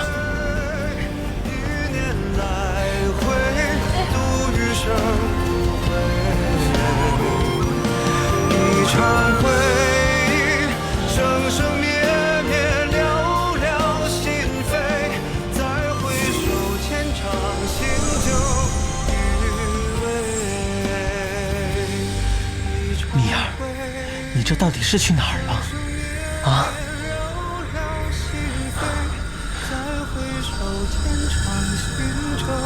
徐凤还活着，对不对？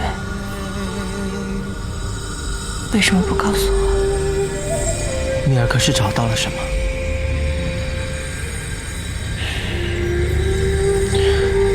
你自己看看你的脚，看看你的手，你这是在做什么？你到底是在糟践你自己，还是在糟践我？为了他，你连命都可以不要了吗？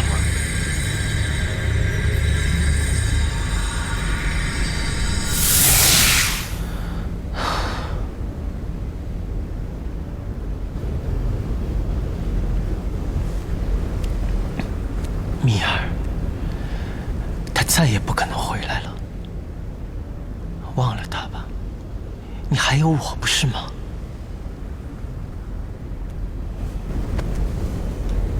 你能听见对吗？里面的每一次跳动，都是我在等你回头的呼唤。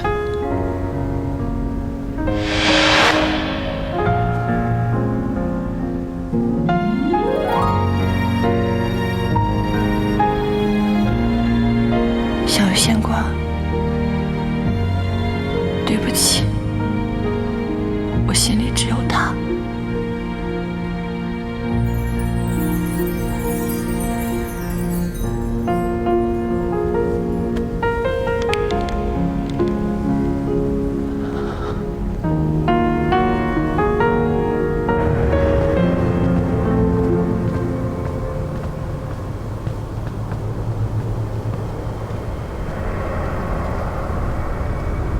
魔尊，人到了，请他进来。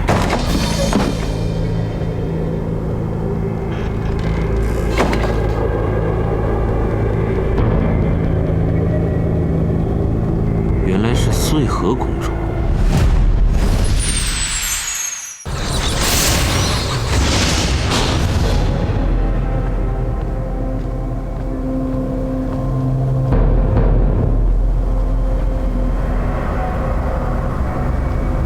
魔尊，人到了，请他进来。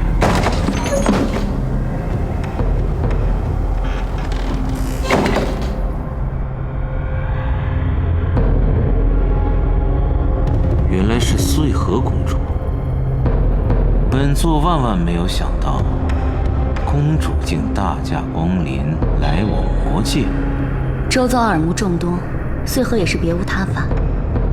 魔尊能屈尊在此一见，穗禾甚是感激。不必这么客气，坐吧。穗禾今日前来，唯有一事相求。求本座？何事啊？穗禾想借魔尊之势，夺回鸟族。助你夺回鸟族，那对本座有何好处？只要魔尊能助我夺回鸟族，我鸟族日后便誓死效忠魔尊。魔尊以为如何？穗禾公主这是要让我公然与天界为敌。穗禾以为魔尊的野心应该不止于一个魔界吧。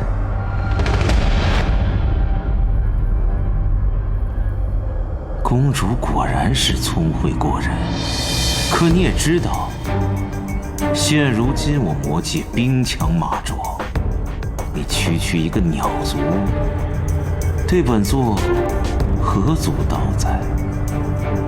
魔尊想要什么，穗禾若能办到，定当尽心竭力。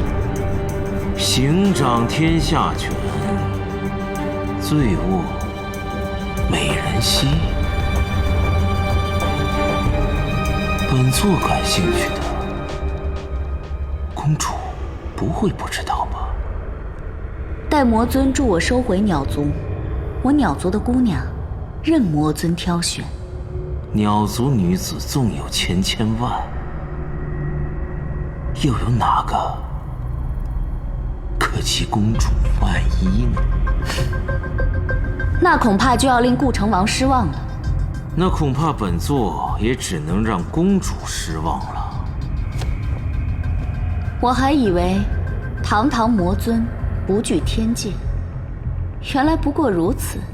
为一个区区的鸟族而开罪于天地，这可是赔本的买卖。公主，若连这点代价都不愿付出，那就莫怪本座无情了。那穗禾便不叨扰魔尊了。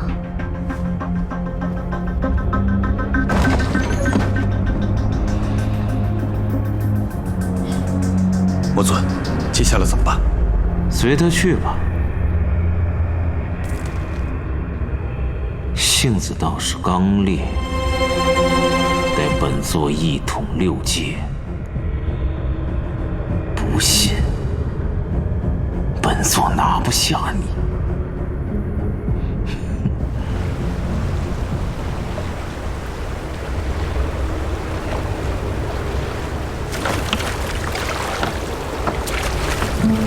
鸟族人事全非，魔界不可共谋，天地间竟无我的容身之处也。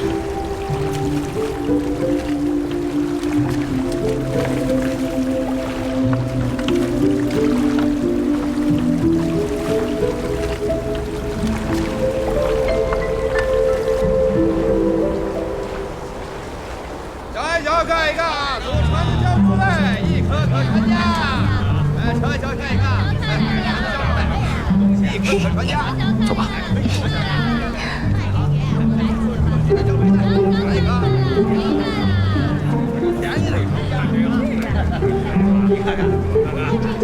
来来来，走过路过千万不要错过了啊！大家来看看，此杖啊，绝非是寻常的魔杖，注入了战神元灵，法力无边。战神，都看一看，哪个战神啊？哪个战神？自然是半年前灰飞烟灭的天界火神啊！就是镇守忘川，魔尊逡巡千年不敢进的那个火神。听说就连法力高强的变成公主都是他的手下败将呢。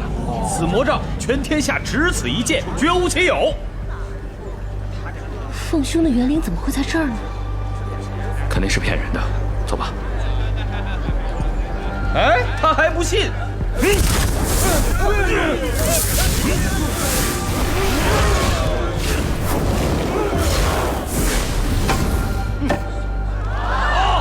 天界火神元灵所铸，法力无边，诸位可以竞价了，价高者得啊！我出1年灵力，我出3年，3年还有没有？我5年，5年还有没有？我出10年，10年还有没有了？20年，20年，还有谁？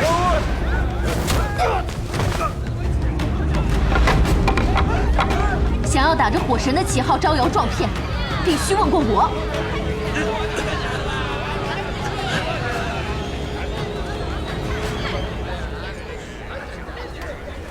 这是何必呢？为什么每次出门都要生些事端才肯罢休啊？什么叫生事啊？我凤兄无故惨死，我断断不许别人在背后对他不敬。我与凤兄交过几次手，熟悉他的灵力。近来总觉得有种似曾相识的气息在附近徘徊，可是绝不在那里。那是当然了，这外面都是骗人的。可是如今不一样了，整个魔界已是顾成王的天下，咱们出门行事还是小心为妙。顾成王追杀我也不是1天2天的事，我不这样活得好好的吗？怕他做什么呀？你跟他之间还隔着血海深仇，你倒是轻松。灭族之仇不共戴天，我比你们任何人都恨不能将他挫骨扬灰。可是如今时局不安，小不忍则乱大谋，如若咱们再生事端的话，会让你父王和秦成王更加为难。不要跟我讲这些大道理，凤兄死得冤，我心里不痛快。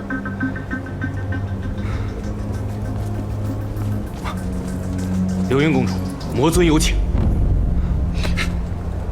别去，我去徐会，谅他也不敢怎么样。阴谋阳谋，我看看便知。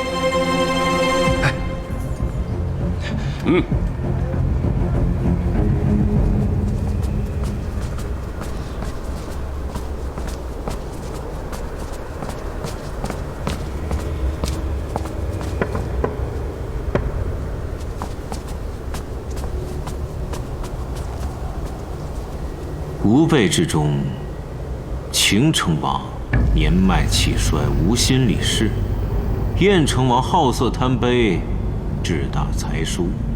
2个儿子都不成器。本王虽善于韬略，又有雄心壮志，只可惜后继无人。说句不当听的，你父王谨小慎微，才具平平。按我看，下一辈中，只有你刘英才会最有出息。魔尊召我前来，不过只是想请客吃饭，叙说家传这么简单吧？先前燕成王当权时，有意制衡各方，所以本王难免与你们汴城王府闹得生分了些。今时不同往日。本座当政，必当爱民如子。我虽无儿无女，但却是看着你这丫头长大，我是打心眼里喜欢你这丫头。这样，今日喝了这喜酒，往日的恩恩怨怨就此结过吧。多承台，受宠若惊。世侄女，你迟早有一天要继承你父王的王位，只不过你打小与天界的那些神仙走得近了些，又这么处处争强好胜，如此不服管教，日后怎能统领一方魔族？先前我对你下追杀令，又怎会真的舍得杀你？我无非是要磨练你的心性意志罢了。那倒要多谢魔尊的不杀之恩了。你还年轻，本座的这番苦心，你日后自能体会。你父王把你教得很好，却没有教会你什么叫做世事人心。我们魔界最大的祸患有2个，第一便是天界。魔界自数万年前便与天界分庭抗礼，各据一方。现如今，我们却被那些道貌岸然的神仙踩在脚下，你知道这是为何？为何？这便是第2个祸患——窝里斗。魔界下面的那些城主，为了争抢地盘，斗的是你死我活，自伤元气。天界恨不得日日坐收渔利。言之有理。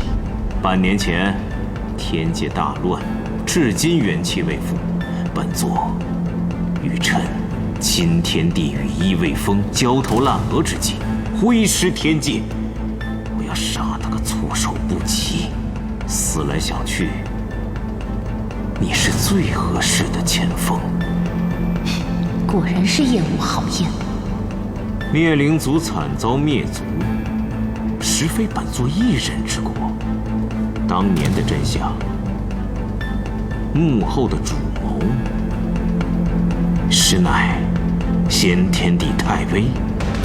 为何从未听人提及过？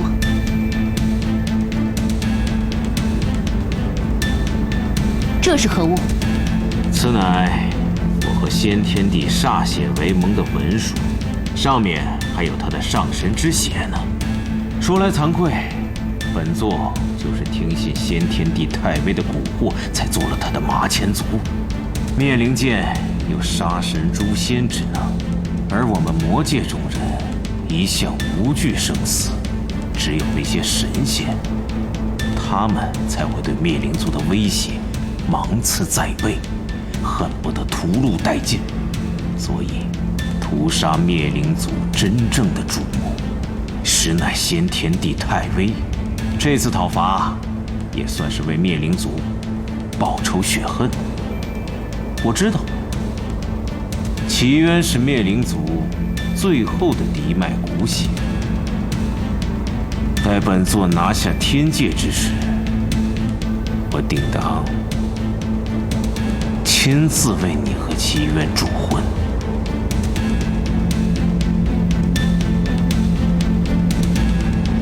你信他说的吗？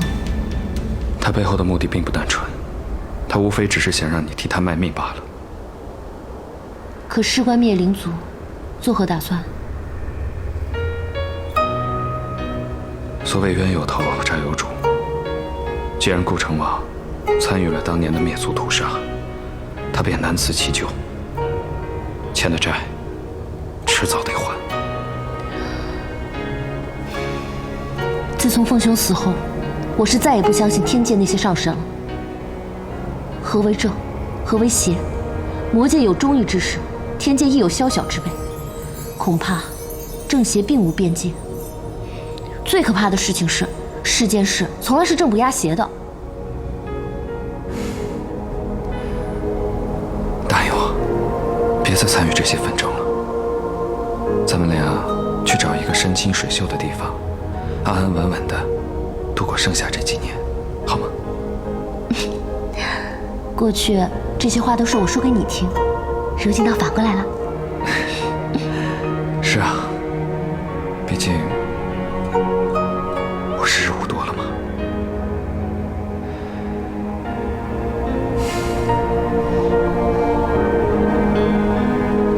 所以比起报仇啊，我倒更愿意和你平平静静、安安稳稳的度过这几年。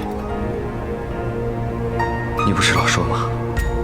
如果两个相爱的人可以日日相对，就算做一只蜉蝣，朝生暮死，也心满意足，是吗？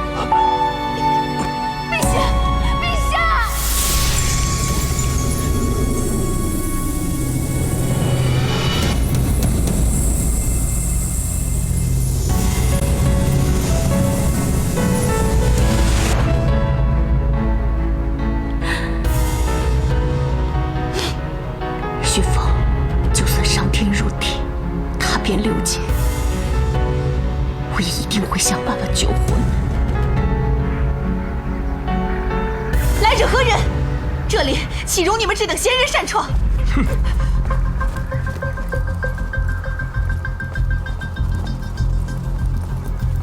公主，他们硬闯进来，我拦也拦不住。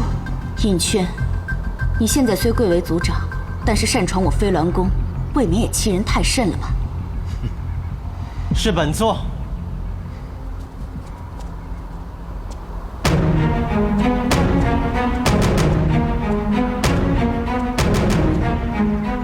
天帝陛下，穗禾公主还认我这个天帝吗？陛下大权在握，穗禾认与不认，对陛下来说又有何分别？穗禾公主倒是秉性未改，输人不输阵。也罢，若是连你也变得趋炎附势起来，本座倒是要不习惯了。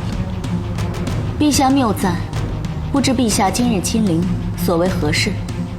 查查你是否阳奉阴违，行叛逆之事。哼！神人无止，蒙蔽天地圣听。是非黑白，一查便知。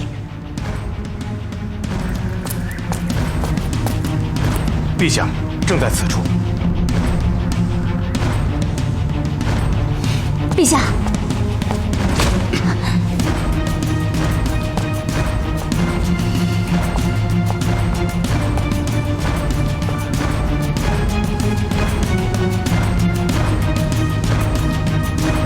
先前只当你骄纵任性，不配做一族之首。如今看来，窝藏重犯，图谋不轨，鸟族也容不得你。陛下，陛下，你听我解释。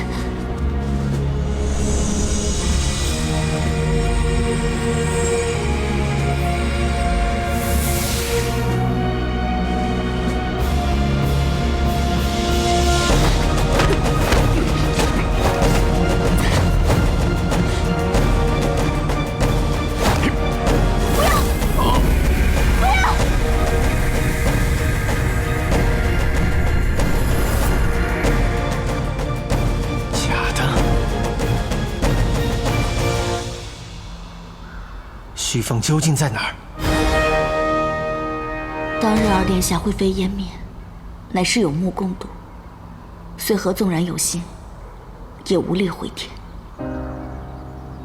不过借一只飞鸟，将它化作二殿下之身，以寄托哀思。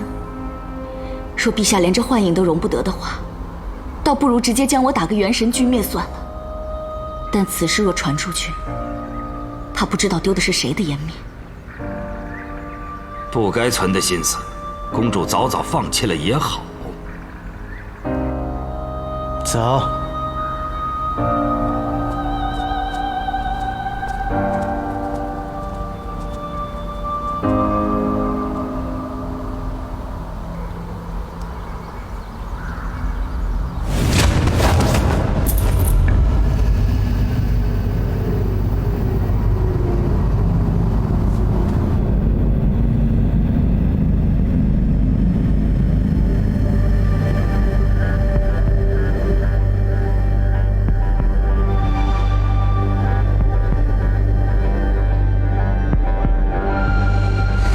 走。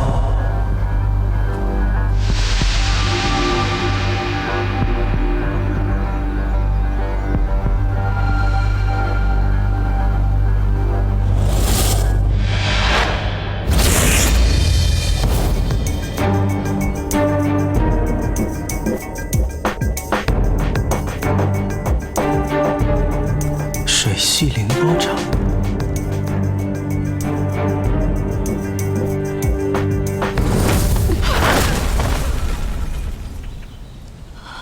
吃里扒外的东西，果然是你，公主，你在说什么？属下不明白。还想狡辩？我之前就疑心是你，一次次把我的计划给泄露出去。只有你知道我藏了旭凤，却不知那是假的。雀灵，我平日待你不薄，为何一再背叛我？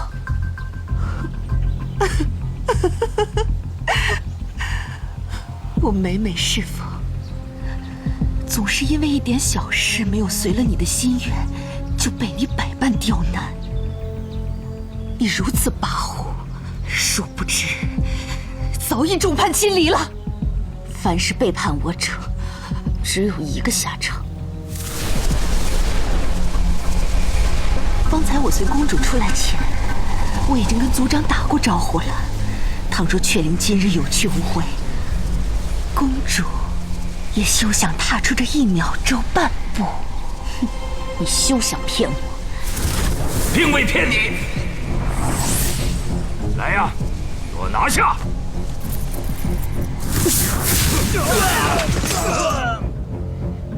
阴雀，今日这笔账我暂且记下，日后再跟你算。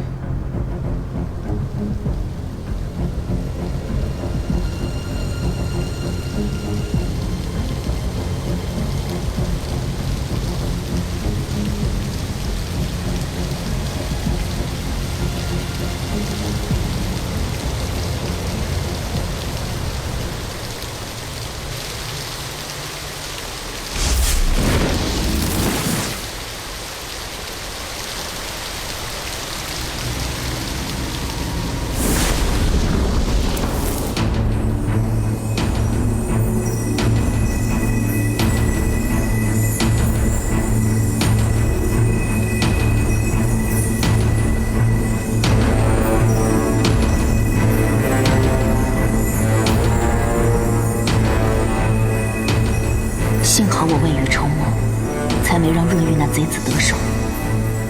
这鱼院虽然阴森恐怖了些，可如今是6界内最安全的地方。旭凤，我定会想办法为你取得9转金丹，待你醒来，我定会助你重回巅峰，一统6界。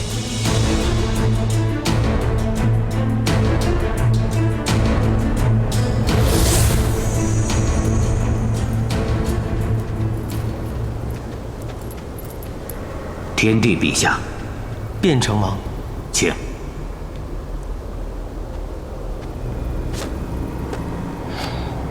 上次匆匆一误，不知所议之事，卞城王考虑的如何了？眼下，顾城王刚刚继任魔尊不久，时局未定，这结盟之事，还请天帝陛下多容我一些时日，也让我斟酌一番。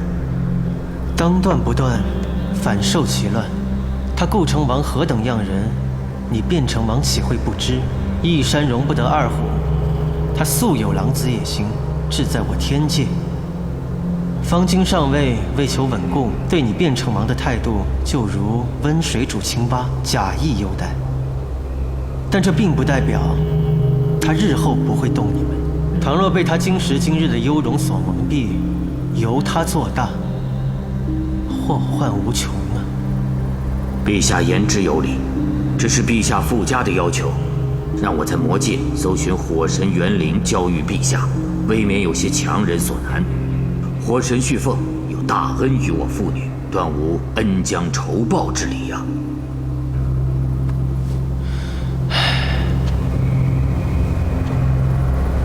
旭凤有恩于你，想必卞城王若知道旭凤的下落，定会相助于他吧。陛下，逝者已矣，本王并不认为旭凤还有元灵存于这世间，更遑论存于魔界呀。是啊，逝者已矣，旭凤他早已生死神灭。本座要的不过是卞城王的友谊，我不希望你我双方的结盟当中存在任何隐患，这其中自然也包括旭凤。我先前便知旭凤与你们交好，刘英与旭凤有8拜之交，她自然也算是我的妹妹。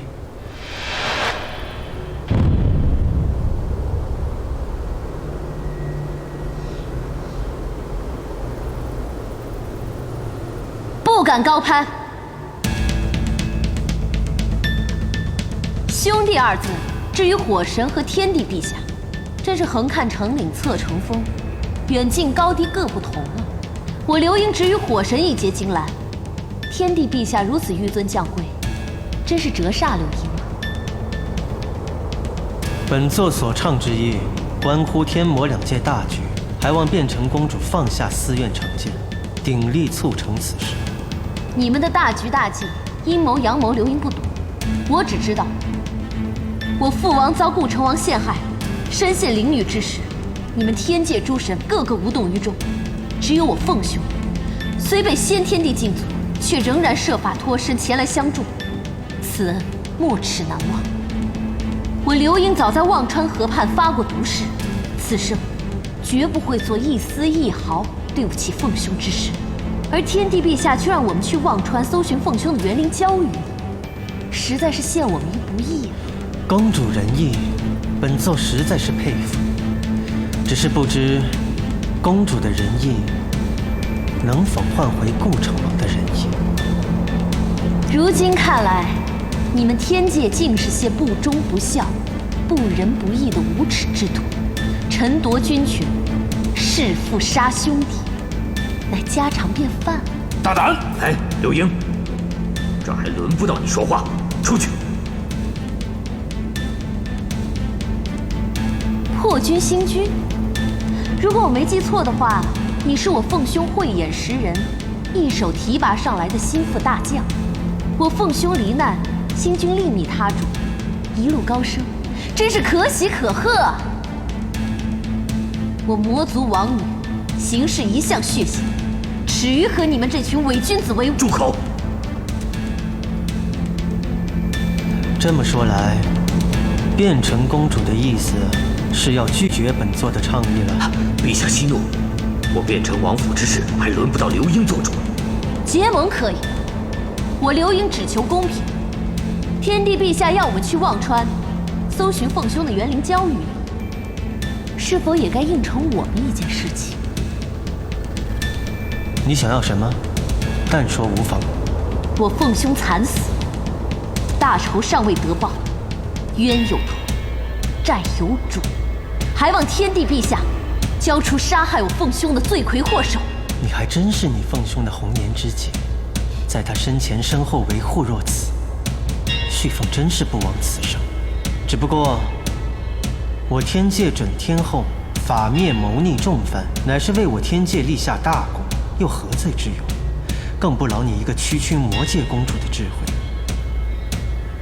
变成王，看来刘英公主自信能与顾城王一较高下，那本座便拭目以待了。走。谋逆重犯，究竟是谁谋逆？大家心知肚明。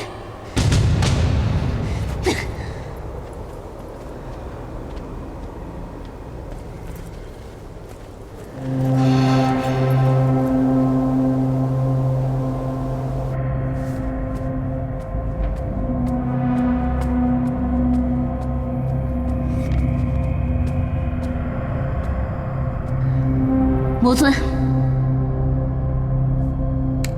刘英愿为先锋，横渡忘川，助魔尊攻下天界。好。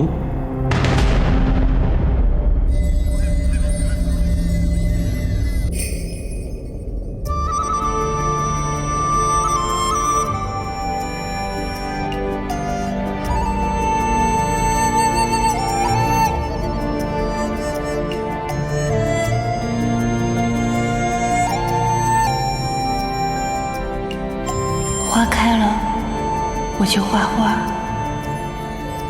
花谢了，我就画我自己。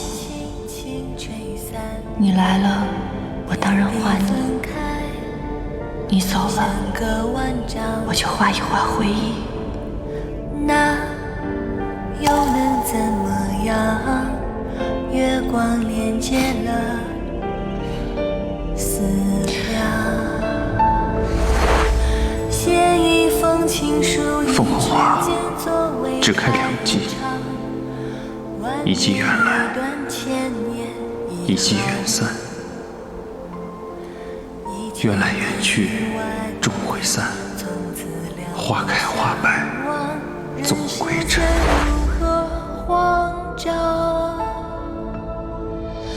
我在情书里找到没声相遇的地方，我会在那里等待，一起看斜阳。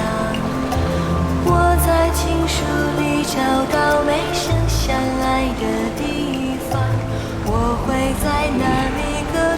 老翁，姑娘，你又来了。看姑娘健步如飞，已不大碍。姑娘，你何不放下执着，怜取眼前人？说来可笑，有时眼前人未必是心上人。直到我亲手杀了他以后，才知道，原来我心里一直爱着的只有他。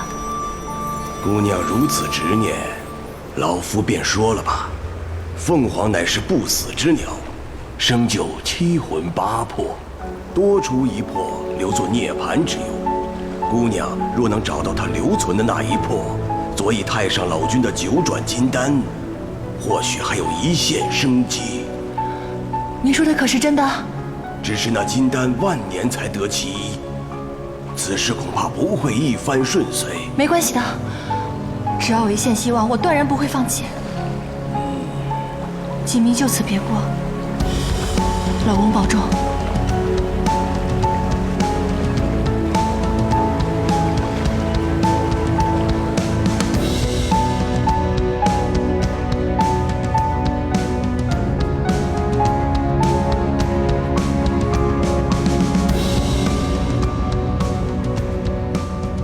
水神先生此番远道登门，不知有何赐教啊？小神素闻老君炼就的仙丹乃是天阶异宝，小则可以使人化腐生机，大则可以使人凝气聚魂。另外，小神听闻老君炼得了3颗9转金丹，它们可以使人回仙魂，延神命。此丹之效，并没有水神先生说的那么神奇，只不过世人以讹传讹，夸大其词罢了。须知神有7魂7魄，何为49周天？除非尚有1魂1魄，或者是肉身尚在，服了我这金丹，恐才会有一定的功效啊。水神先生想要我这金丹，莫非是要将仙水神唤回？恕老夫直言，仙水神元灵肉体尽失，即便是用了我的金丹，也是回天乏术啊。仙父仙事已久，我已不奢求他能够回天。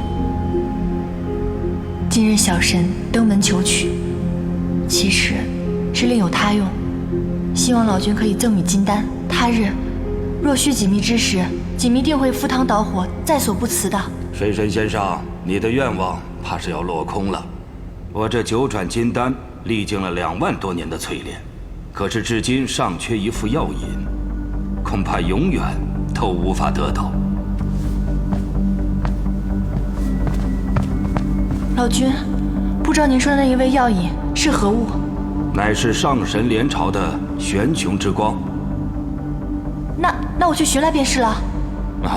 莲朝早已生死寂灭，世间再无玄穹之光。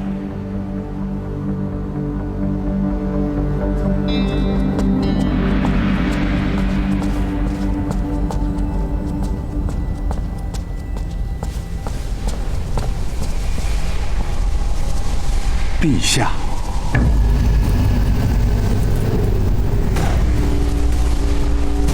果然存活于世。正是，当初陛下赴魔界收服穷奇，先天帝并未对凶兽执灰飞烟灭之刑，而是逆令小仙附上青天，上了12道封印。望陛下明示，如何处置这头凶兽？先阵于醒金阁吧。是。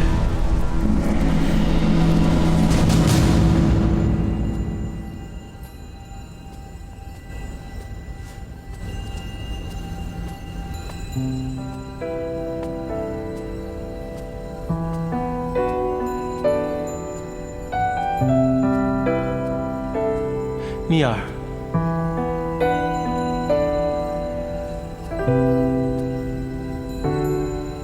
你回来了。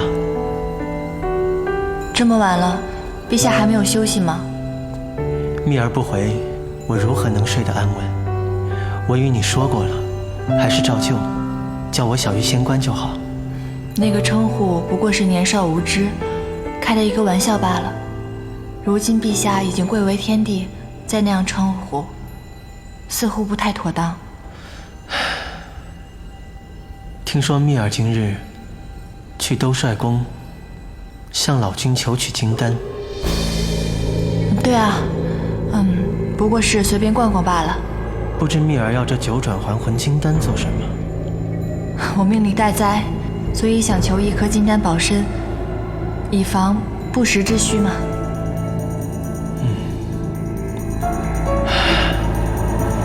这不是什么大事。密儿想要什么，尽管跟我说便是。好，我知道了。时候不早了，陛下还是早点休息吧。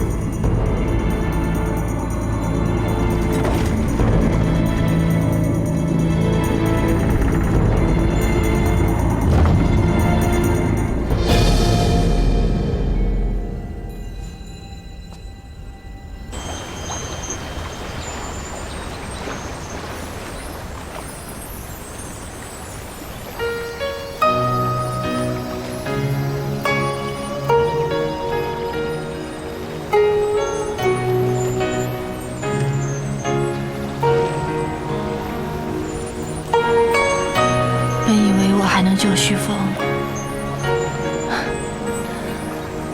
没想到老天根本不给我这个机会。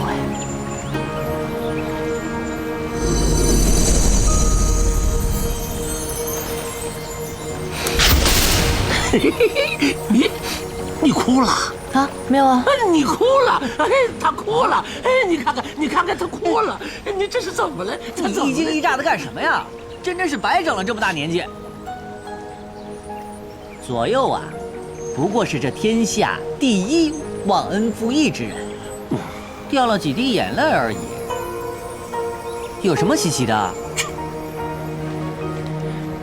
狐狸仙，其实凤凰它还活着。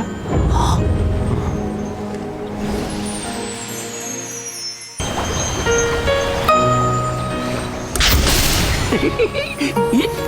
你哭了啊？没有啊。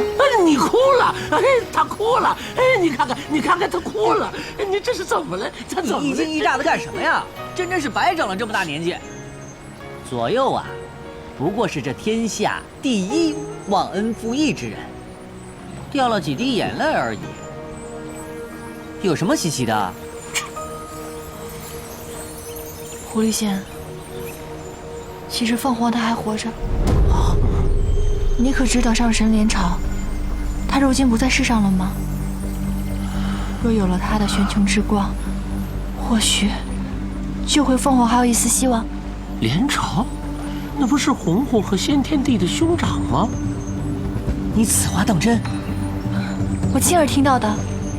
唉，真是可悲可叹。可怜我这大哥，生生世世都要被屠瑶母子所累。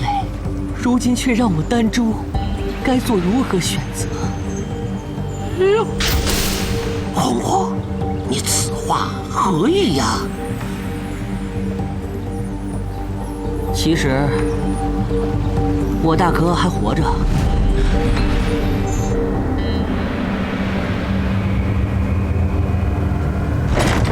胡闹！刘英，你何时才能长大？难道你真的要为顾成王去卖命啊？父王，天界欺人太甚，我实在是咽不下这口气。你总是这般任性妄为，你以为这6界都是我变成王府，每个人都要忍让着你，呵护着你？你可知天魔之战意味着什么吗？我知道，你死我活。你死我活，那是生灵涂炭。难道你就眼睁睁地看着我魔族的兄弟为这一场毫无意义的战争去白白送死吗？就算死，也不能折了我们魔族的傲骨。就你有傲骨？这么多年，我忍辱负重，维系了多年的天魔2界关系就要毁于一旦，而且这场天魔大战也会破坏了我魔界多年建立起来的太平盛世。刘英，你太让我失望了。什么忍辱负重？不过是父王太过懦弱。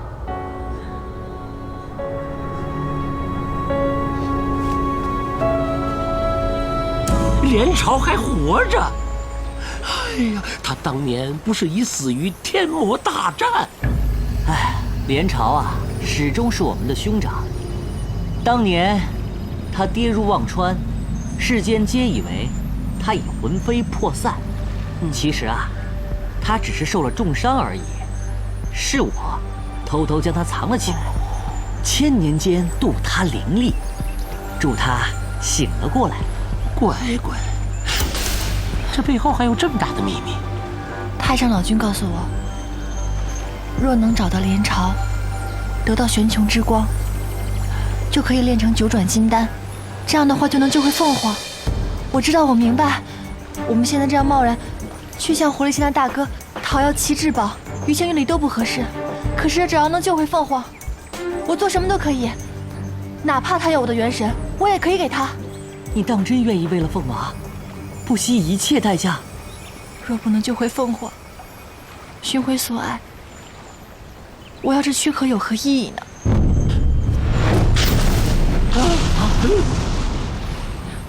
小桃桃，你在胡言乱语些什么啊？什么爱什么？你怎么会懂得爱？你根本不可能爱上任何人的。你出生便被服下允丹，一辈子注定是要断情绝爱的。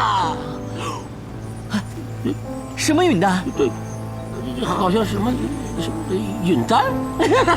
红红，你真是上了年纪了，你都耳背了。哎呦！老夫这耳朵再怎么聋了，就照刚才你那嗓门，我也听得一清二楚了。嗓门，快说，什么允丹？什么断情绝爱？这个允丹，在凤凰死的时候就已经消散了。小桃桃，啊，什么消散了？谁告诉你的？哪一位方主告诉你的？啊！哎呀，这天大的冤孽呀！哎呀，鲜花神的一片苦心呐，就这么白费了。哎呀，快说，什么是允丹？要不然老夫放兔子咬死你了啊！一兔当关，一兔当关，万兔莫开，千军万兔万兔奔腾。别说了，我说，快说，只是我也是听了个比较，不真切的哈。话说当年鲜花神钟情先天地，如今这天地都欺负到我们头上来了，天界如何就打不得了？父王总是退缩，何时是个头？跟你父王吵架了？要我说，你不该与你父王争执。在这个世上，还有谁会比他更在乎你？顾成王想让你去，明摆着是在利用你。你父王不肯让你去，你以为他只是隐忍天界吗？他说我让他失望。这人呐，在气头上，谁还没说过几句违心话？你想想看，你就没说过伤人违心的话吗？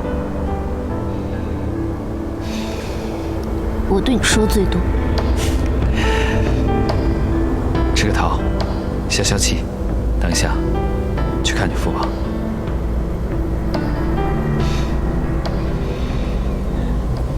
启之啊，启之！岂知这允丹也绝不尽这万毒情丝，你竟还是爱上他了，爱到这允丹都破碎消散。人有命理，神亦有，一切皆是命中注定啊！我月下仙人掌管姻缘情爱10几万年，竟然从未听说过有此种决绝之物，真是闻所未闻呐！怪不得他先前一副情之未开的样子。只是可怜了我这凤娃，死得不明不白呀！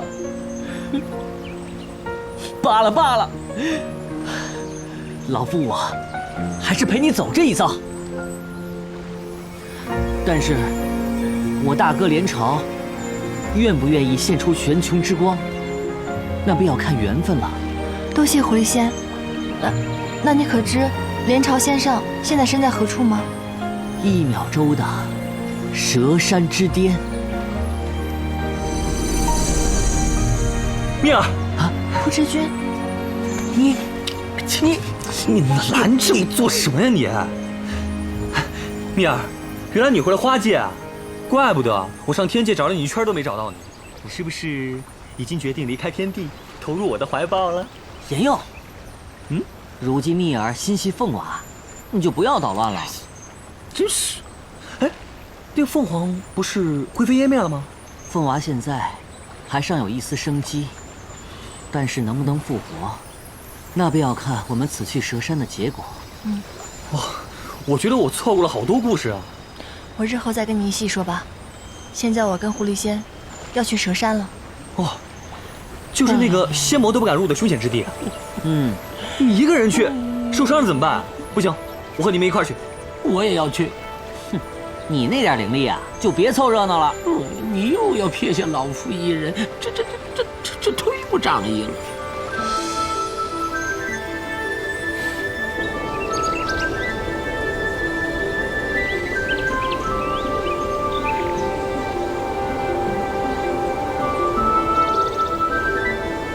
这便是蛇山了。此地不仅会压制灵力，而且寻常法术在这儿根本没有用，更别提什么腾云驾雾之术了。而这条小路啊，便是通往蛇山的唯一之路。不能施展法术，就这么生生爬上去啊？怕是2条腿都要废了。更何况这条路上还有各种毒蛇猛兽吧？美人，你当真要上去啊？哼，你要是怕了，便在此处等我们。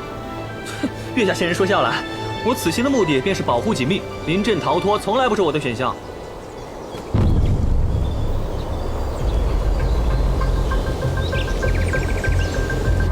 你说什么？水神入了蛇山？你可看清楚了？属下看得清清楚楚。这水神上蛇山做什么？天帝如此爱护水神，此事我得尽快禀报天帝才是。你立刻随我上一趟天界。是。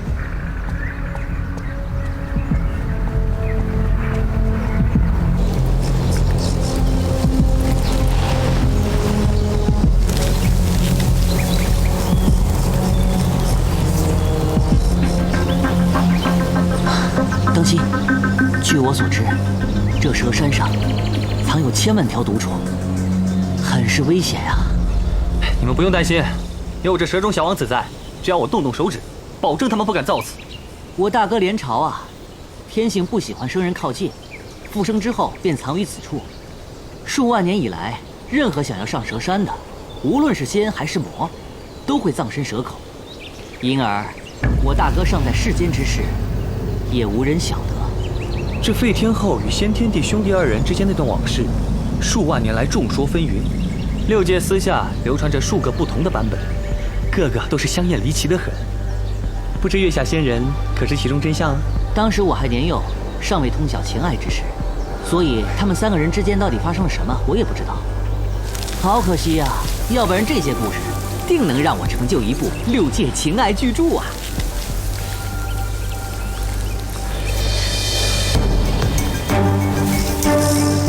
小心！哼，你不是说动动手指，他们便不敢造次了吗？我没想到灵力在此处受这么大限制。无妨，我还有别的办法。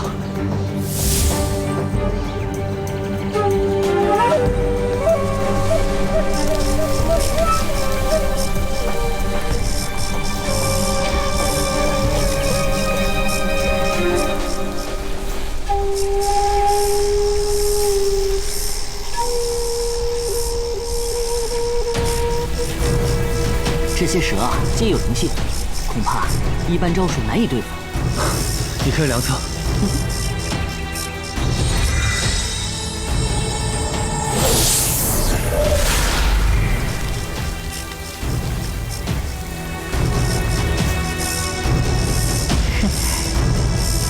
老夫啊，给他们牵条红线，让他们忙点别的事儿。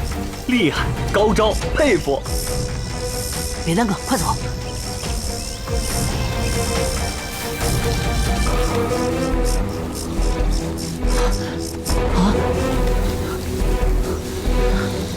陛下仙人，快放红线啊！红线已经用完了呀。那便只好与他们拼了。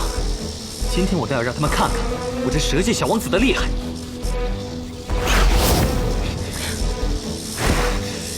想咬我？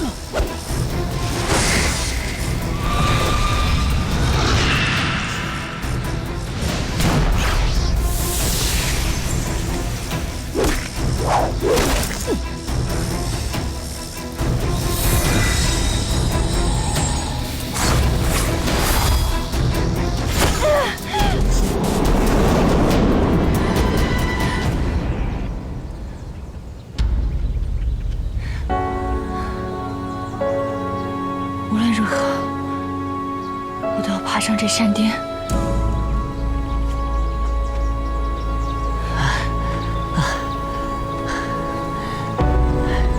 你觉不觉得锦觅有些不同了？长大了吗？严永军啊，你屁股怎么了？是不是受伤了呀？没事儿，不过被那些小蛇咬了一口，想必是条母蛇，羡慕我蛇身上的潇洒身姿。可是这些蛇是有毒的。哎，不打紧，我的真身可是蛇啊，它那些毒伤不到我的。哦。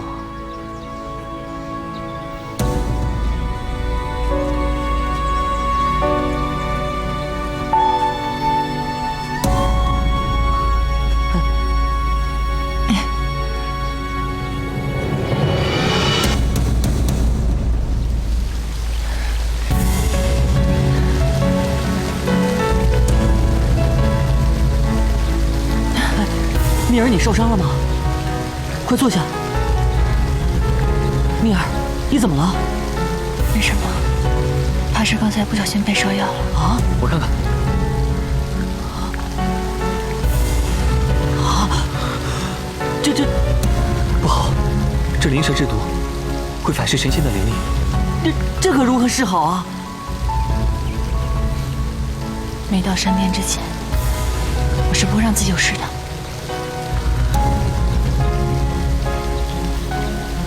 啊！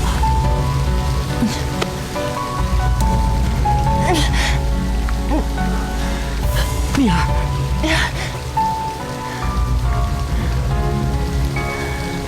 好了，我没事了。蜜儿，我们走吧。蜜儿，可是前面还有一段路要走啊。我背你吧。我自己可以走。自从凤凰死后，无论我再怎么逗他，他都不会再露出笑颜。看来这一次真的是伤心欲绝。嗨，这都是他呀，咎由自取。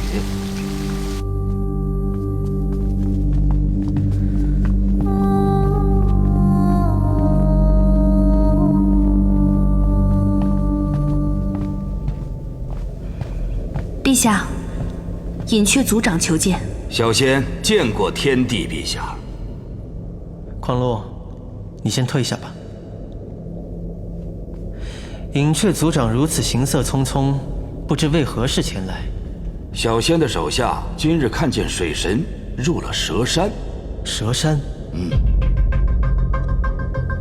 蛇山地势凶险，布满剧毒灵蛇，而且入内后，灵力会受到极大的限制，仙魔皆敬而远之。小仙不知水神为何会入蛇山，怕仙上出什么意外，于是特来向陛下通报一声。水神可是孤身入的蛇山？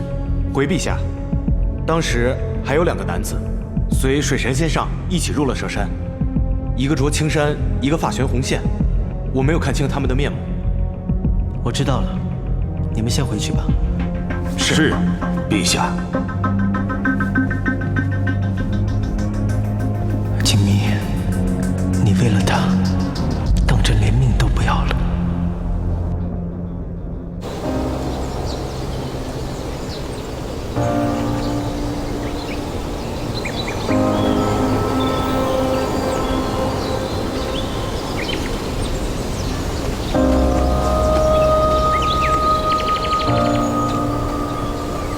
锦觅，还是我背你吧。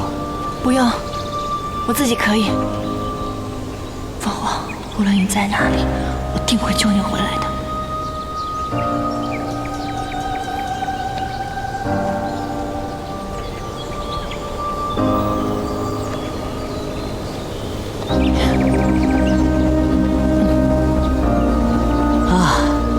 我们总算到山顶了。爬上这蛇山却是另外一番景致。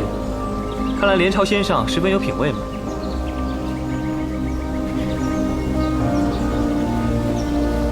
哎，蜜儿，就在前面。好。来者何人？啊！大哥。丹珠，怎么是你？事情便是这样的，太微灭道，徒遥忧囚，我是为了太微之子旭凤来的这一趟。先生，如果您可拿出玄穹之光救旭凤，锦觅愿倾其所有。徒遥，没想到数千年之后，我与你仍然有这般纠葛。连朝，连朝，你在哪儿？你三番四次逃了师父的修习，我早晚要告诉天帝陛下。你去便是，你去跟我父亲告状，我就去找你爹爹告状。哎呀，死连朝，你给我出来！我有什么把柄让你告状？不嫁人，算不算把柄？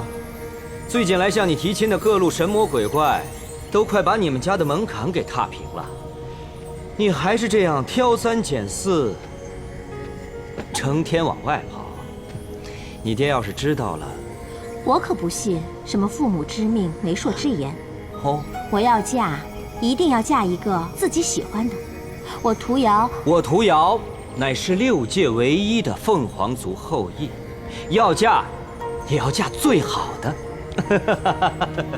好，你挑，挑到你凤凰毛都掉光了，还挑不到如意郎君，我就勉为其难，就把你娶了。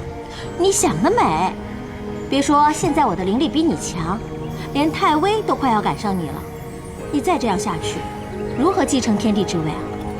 傻凤凰，灵力高强有什么用？我父帝灵力那么高，还不是永远打不过母神？你就这般不思进取？哎，还我！还我！还我！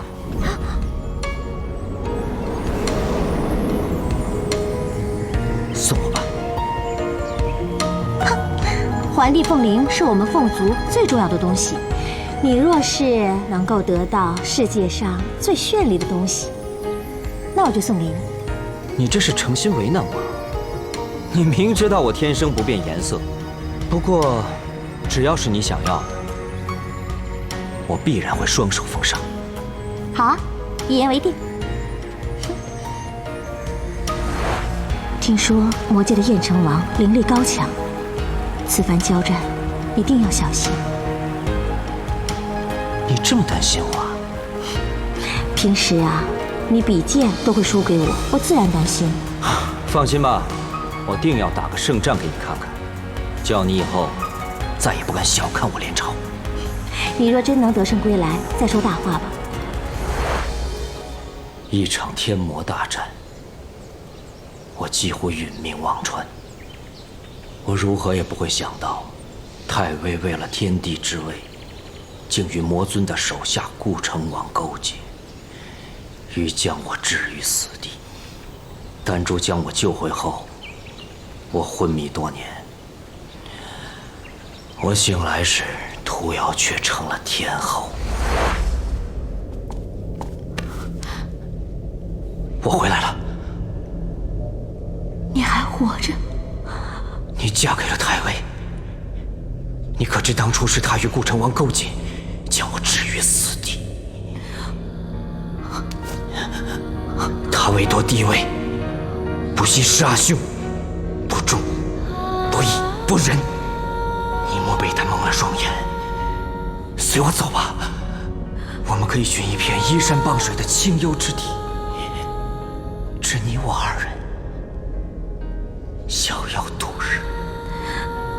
当初我以为你已经死了，就在我万念俱灰之时，是太尉给了我温暖，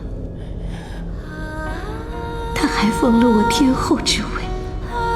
如今我也已经有了他的骨肉。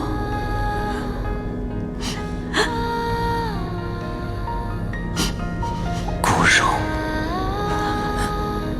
你可幸福？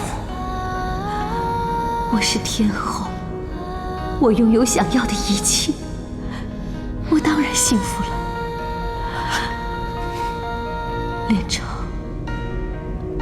是我负了你。天命如此，如今你幸福便好。当年你避走蛇山，就是为了成全屠瑶。孽缘，孽缘呐！你说我的玄穹之光，可救旭凤一命？先生，如今我知道这些过往，更知要先生平白献出这玄穹之光救凤凰，对您实在很不公平。但是如果可以的话，我愿意用一切来还。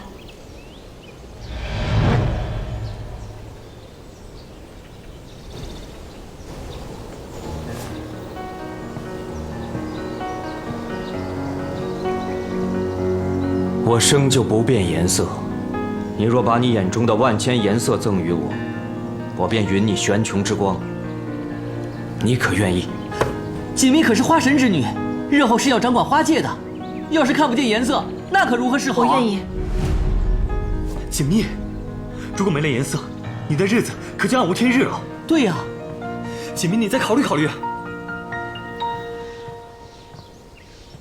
先生，锦觅自幼被母亲种下允丹，从此断情绝爱，直到那日受人所爱，允丹消散，我才知道爱是什么。倘若旭凤不在了，就算这世间姹紫嫣红，于我而言，又有何意义呢？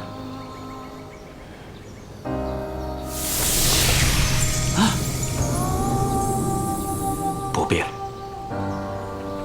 先生，锦觅是真心实意想要赠与先生，先生愿意与我交换，已是万幸。我不过是想看你为了爱，到底愿意付出什么。没想到余生还能遇到知己。先生想让我眼中的颜色，想必也是为了心中所爱之人吧。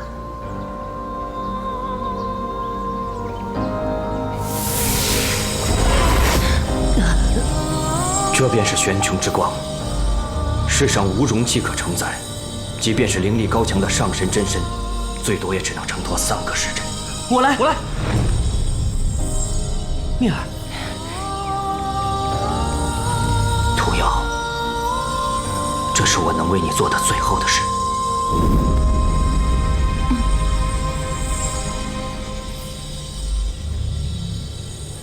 让我来，原本就是我犯下的错，怎可让他人代劳？我本来就是来赎罪的，你们让我来吧。蜜儿，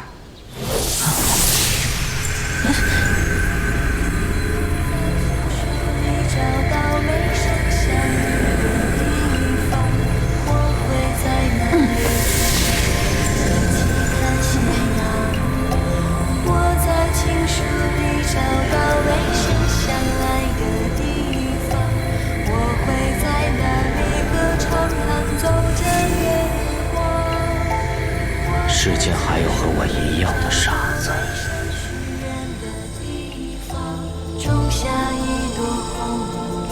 把时光燃烧。我在情书里找到没剩下爱的地方，我会在那里歌唱，看走着月光。蜜儿，没事。锦觅不完成连朝先上的心愿，则于心不安。先上，没想到所有的颜色汇集于一处，竟是没有颜色。大音希声，大象无形。世上最绚丽的，便是最简单的。屠瑶，你可想到了？大哥，你没事吧？姑娘，可否拜托你一事？先生请说。将这颗珠子送与屠瑶。我想将我们的过往封存在这万千绚丽之中，陪伴他最后的岁月。先生放心，锦觅定不会辜负先生所托。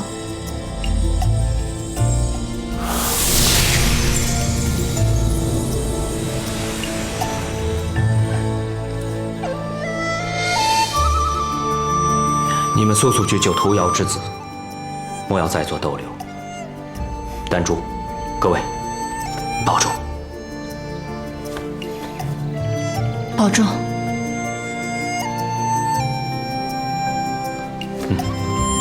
走吧。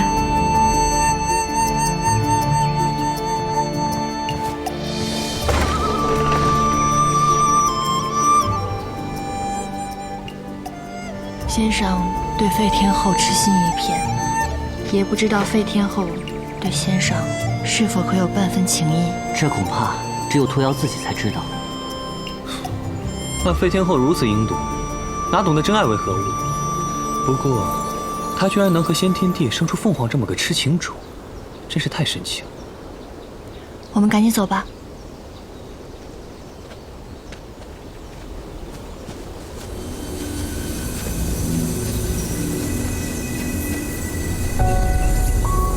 这是怎么回事啊？怎么会这样？这蛇山乃是大哥的元神所化，如今蛇山消散，便说明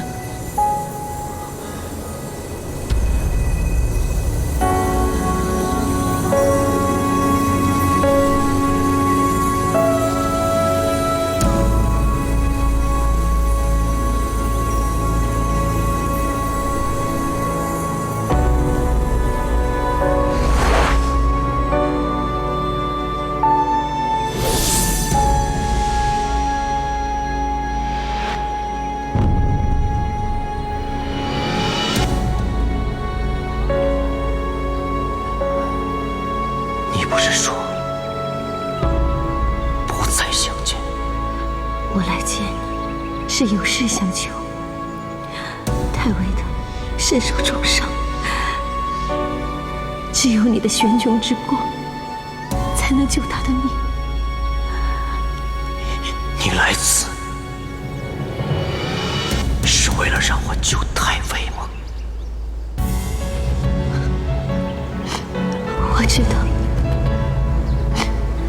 我们都亏欠，可是你们俩是亲兄弟，你若不相救，那我只能带着旭凤随他而去了。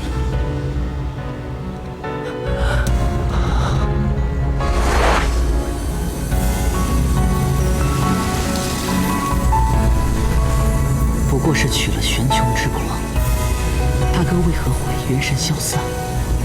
难道屠瑶？这是我能为你做的最后的事。大哥，丹珠，当年为了救太尉，我也耗费了大半元神。如今再难以为继，不过我心愿已了，再无挂碍。大哥，大哥，你为什么不告诉我们呢？不行，我要把这个还给先生。来不及了。放开我！这是大哥的选择，这样对他来说未尝不是种解脱呀。可是，我们的灵力已经不再受限了，快走吧，我们这边飞下山去吧。走吧。锦觅，我没事儿，可能是蛇毒犯了，暂时无法运功了。狐狸仙，赶紧把这个拿走，先帮我去救凤凰吧。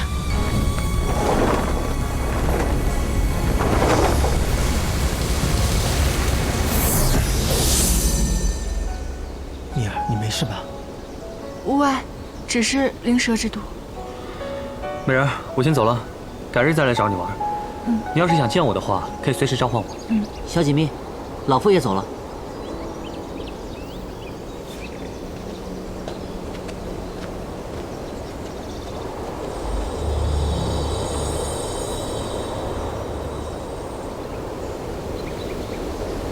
回家吧。好。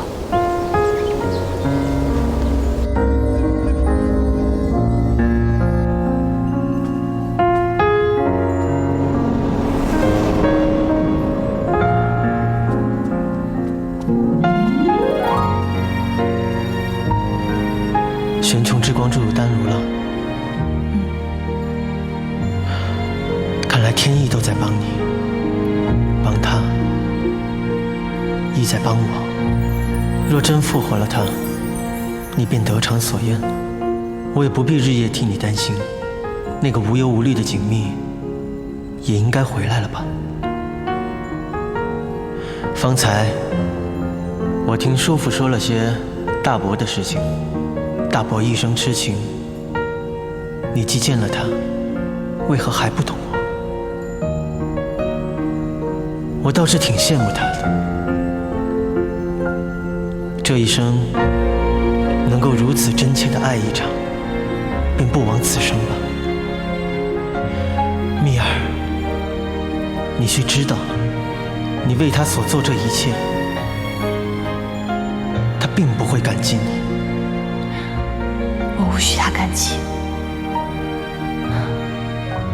这本是我欠他的。那我呢？我们的婚约呢？陛下，太子先生带来忘川前线急报。我先回去了。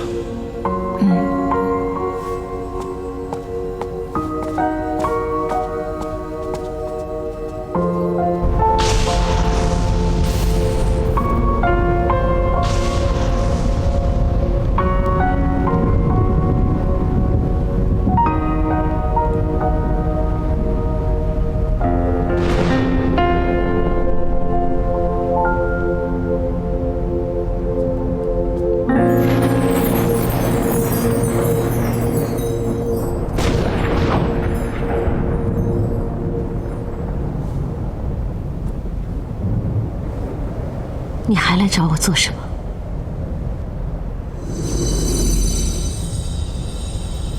这是连朝先生让我交给你的。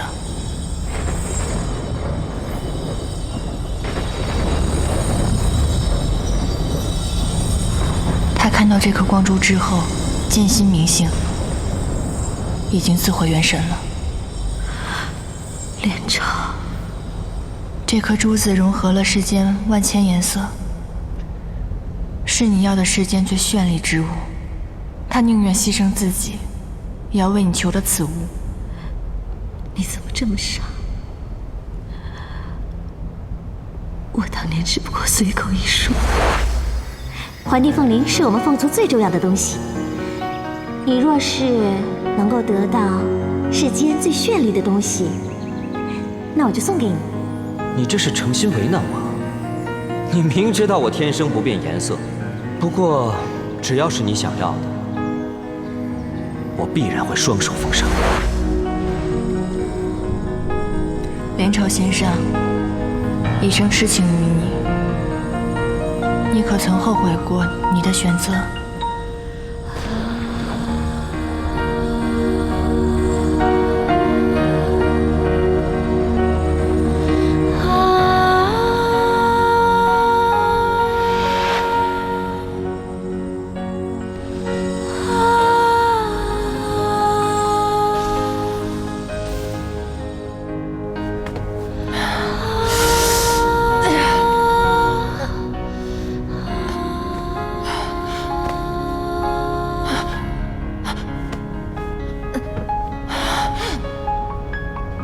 这便是玄穹之光，世上无容器可承载，即便是灵力高强的上神真身，最多也只能承托3个时辰。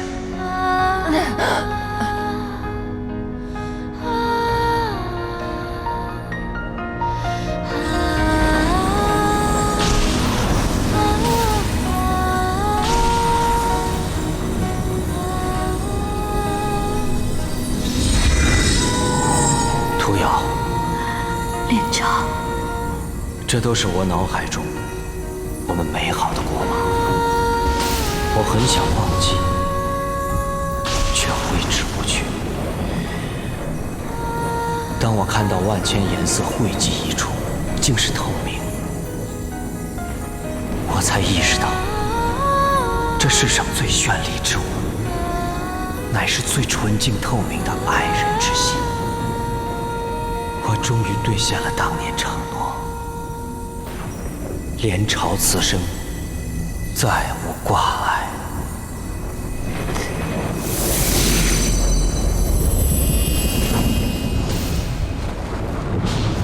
连朝，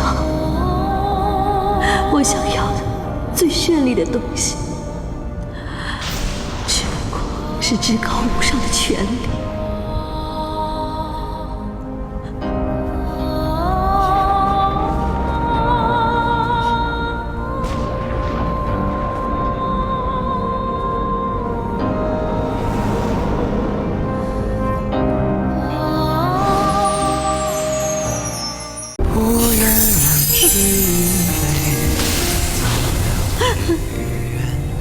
我想要最绚丽的东西，只不过是至高无上的权利。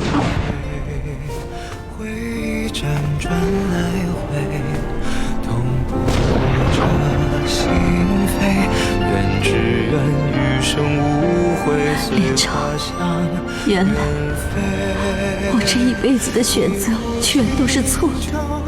一生尘灰，余年来回，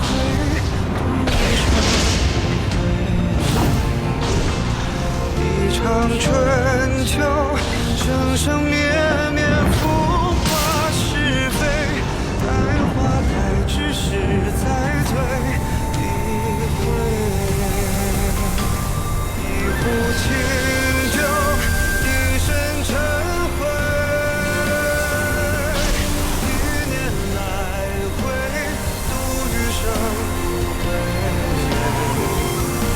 一场回忆，生生灭灭，寥寥心扉，再回首前场新旧禀陛下，顾成王如今在魔界的势力日益巩固，他近日正在积极集结兵马，其目的就是趁陛下登位不久，向天界开战。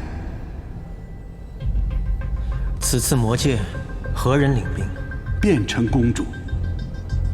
刘英。刘英竟会为顾成王出战，他为了续凤，可真是不管不顾了。现在魔界已经在积极地往忘川调兵，在我看来，这场恶战怕是免不了了。你速调兵前去忘川，与破军会合。若魔界有任何异动，不必客气。是，陛下。但凡天魔大战，历代天帝都会亲临战场，鼓舞士气。您方才登位，正是需要巩固权位之时。若陛下能去前线领兵，统领将士，定能让各路天兵天将更加忠心臣服陛下。本座明白，你先退下吧。是。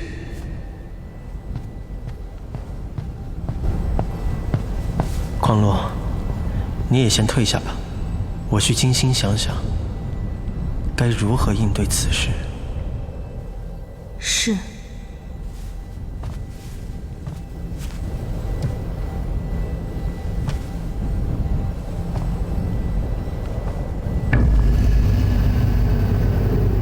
陛下，水神仙上心心念念那9转金丹，求不求得皆是天意。但如隐去族长所言，破神并未魂飞魄散，有了这九转金丹，万一涅槃重生，那……匡禄口无择言，请陛下责罚。我何时让你归我？起来吧。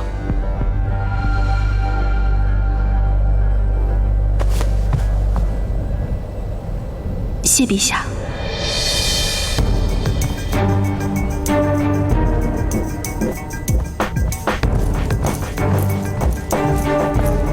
参见陛下。何事？废天后跳下了凌渊台。退下吧。还有，水神先生似受了重伤，刚刚晕倒了。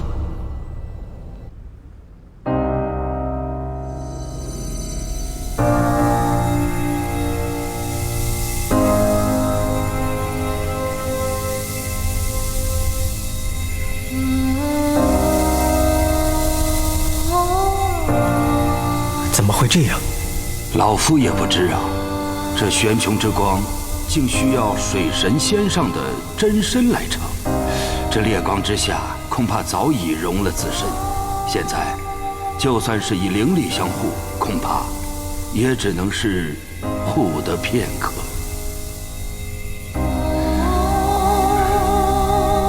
你先退下吧。是。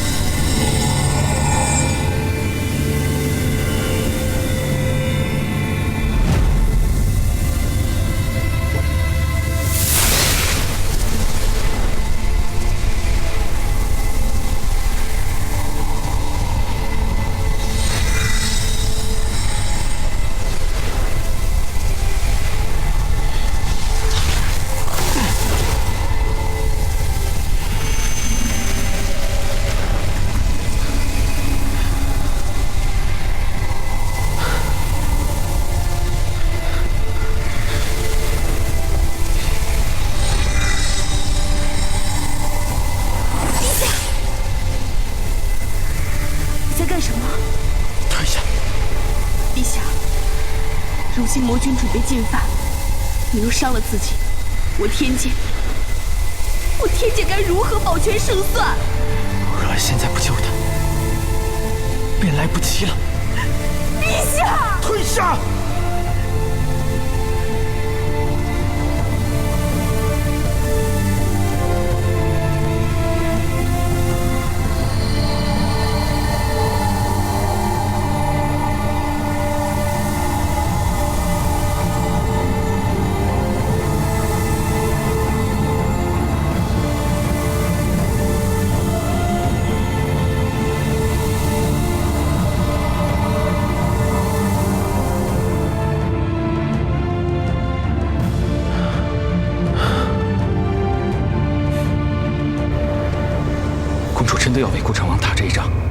我不是为了顾城王，我是为了凤兄，为了魔界，为了这口气。若是为了魔界，公主就该考虑一下，打这一仗会带来什么样的后果。你父王说的对，公主真的不该为了火神殿下而意气用事。可是我已经应承了此战，总不可能临阵退缩。如今箭在弦上，不得不发。公主，哎，别说了，凤兄惨死，天帝这般叫嚣，我父王竟如此屏气吞声。虽然不愿意惹他生气，但是这口气我实在咽不下去。你若是不愿意陪我打这场仗，我也不会勉强你的。其实你清楚，我并非此意。无论如何，我都会陪你共患难。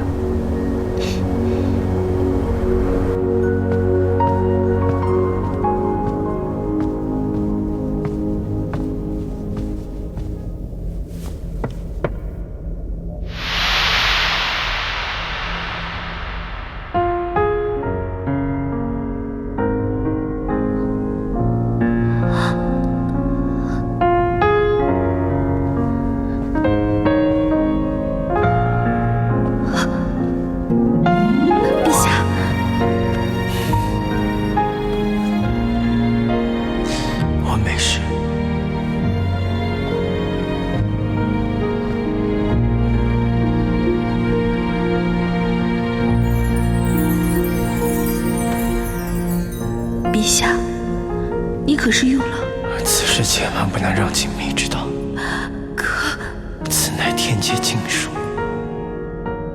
我是天帝，若此事传了出去，恐六界有变，就连蜜儿也会因此遭人非议。记住，此事万万不能让人知晓，明白吗？匡禄明白。陛下，喝了这碗汤药，补补身子吧。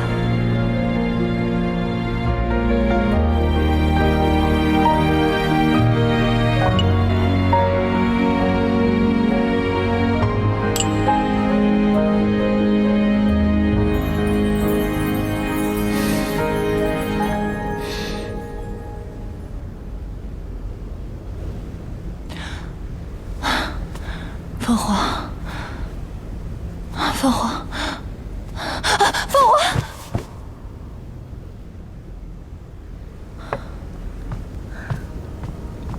先生，你醒了。匡禄，我这是……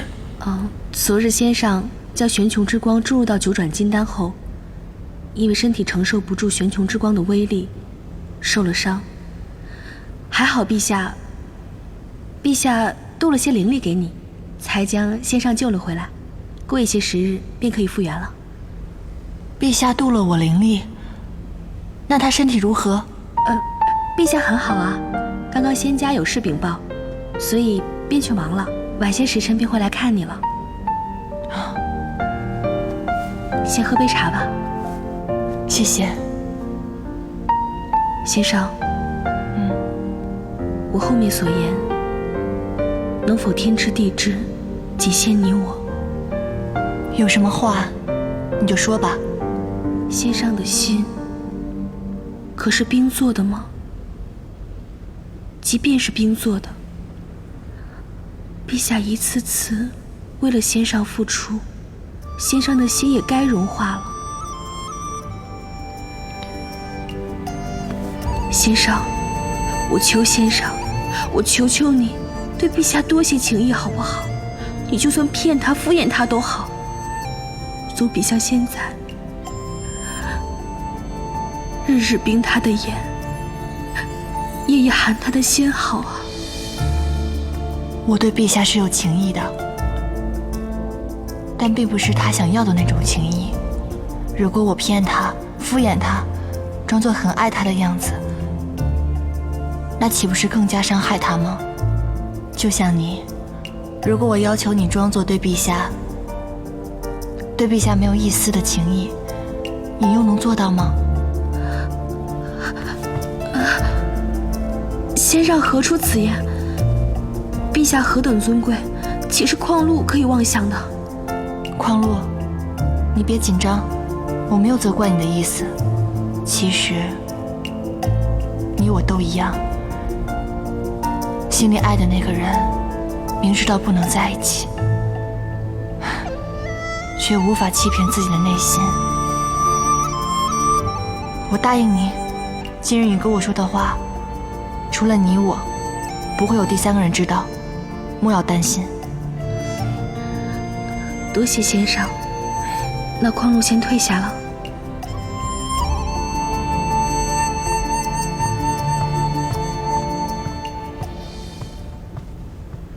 昨日我被玄穹之光所伤，今日却完好如初，怎么会恢复得这么快？你又是什么颜色的呢？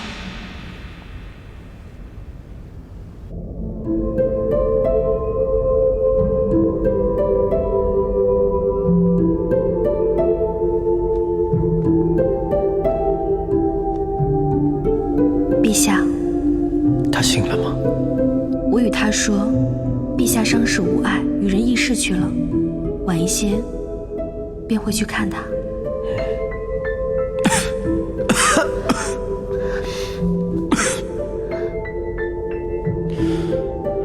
陛下，血灵子会消耗一半的天命仙兽，您这样做真的值得吗？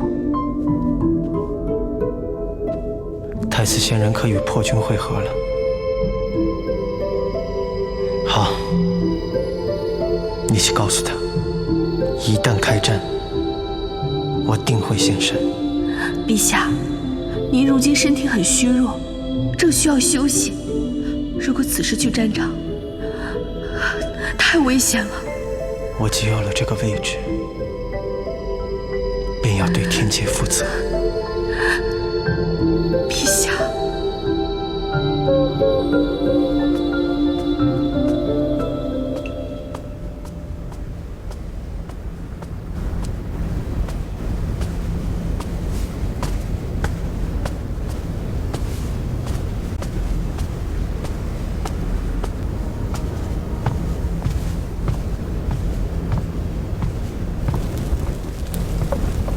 太上老君。水神先生，昨日几乎是回天乏术，怎的竟然这么快便恢复了？回天乏术，如此严重？那可是太上老君此处有何丹药治愈了我？水神先生，老夫这并无什么丹药可以医治玄穹之光的伤。那可是有什么其他的法子？老君可是想到了什么？上古洪荒时有本书叫《孟陀经》，上面记载了各种禁术。老夫好像依稀听说过，有一剂名曰血灵子，可以改天换命。不过什么？施术者须依书上所示，割开7处经脉，将体内的半数精元注入到血滴之中，凝成血灵子，喂给伤者。然而施救者会因此损耗1半的天命仙兽。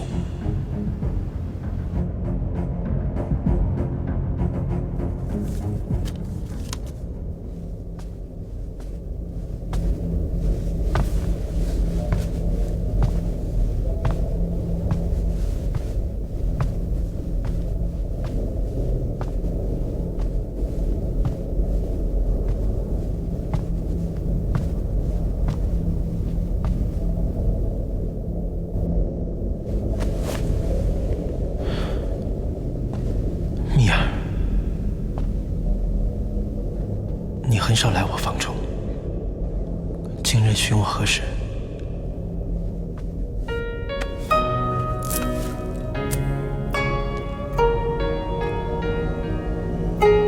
血灵子一术，你可有听闻？若不是血灵子，你怎么会受伤？我又怎么会安然无恙呢？没有的事，你从哪儿道听途说的？我天天界怎会用如此白血之术？昨日你伤的并不重，我只是多了些灵力给你而已。好，既然你不承认，那我便去换七皇仙冠来。蜜儿，你是不是疯了？你知不知道如此一来，会折损你一半天命仙寿的？你若死了，我才会疯。血灵子乃是梦驼经里记载的禁术，前有异梦术，后有血灵子。你难道真的没有看过梦驼经吗？你是怀疑我让你误会了徐芳？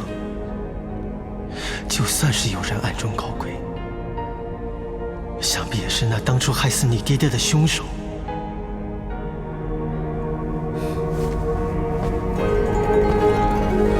蜜儿，我并不知道血灵子也是梦驼经中所记载的禁术。我娘死后，我从洞庭湖里带了一些我娘的遗物回天界。血灵子是我娘所记下来的一种法术，我并不知道真假。当时你命悬一线，我只能冒险一试。我就算是死，也是死得其所。当初蒲池君救了我一命，我用了1000年还他。如今你把半条命都给我了，要我怎么还得起？我不需要你来还，蜜儿，只要能看着你，能在你身边陪着你，已经足够。以前我拥有整片夜空，可是我依然寂寞，而如今我有了你，我已心猿意马。蜜儿，我只希望你能像从前一样，无忧无虑，快活自在。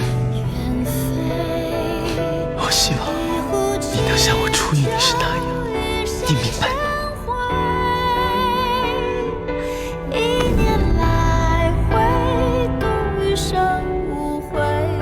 对不起，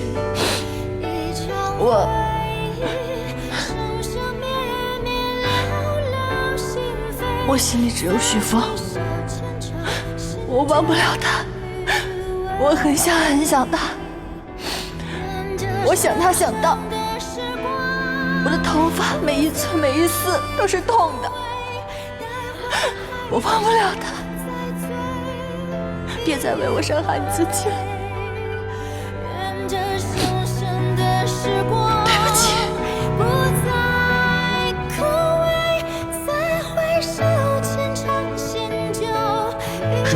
像他那样，你可会拼死相救？自然会，因为那是我欠你的。一场回忆，生生灭灭，寥寥心扉，再回首，牵肠心就余味。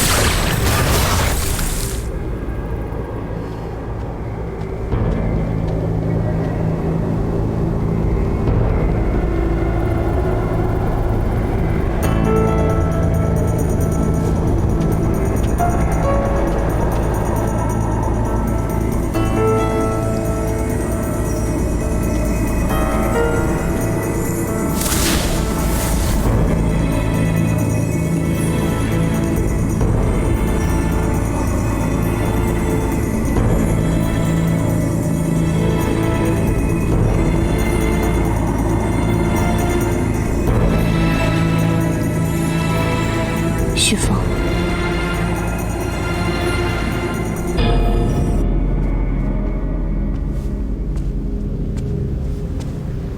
老君，九转金丹可是练成了？啊，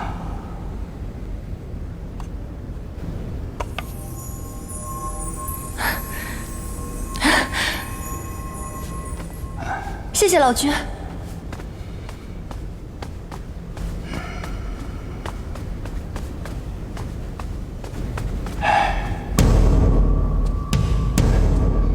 陛下，水神先生刚刚离开。他拿到金丹了。是。那便多谢老君了。陛下以为此事能瞒水神先生多久啊？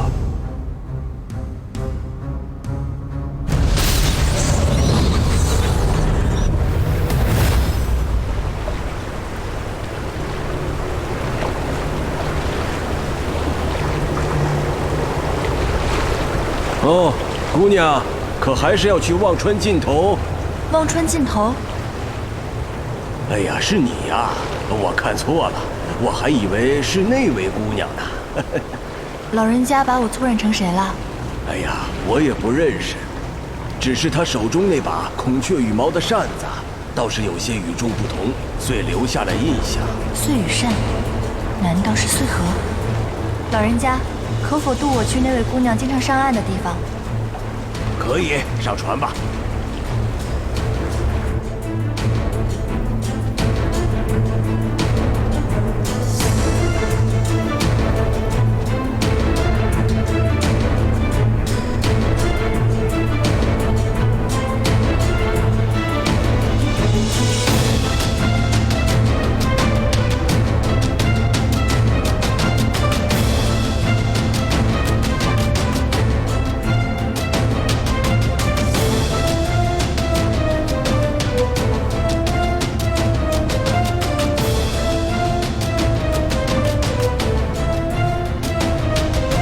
是穗禾的武器。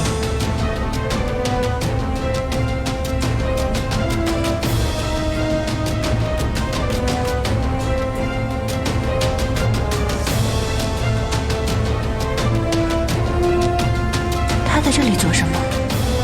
难道与虚风有关？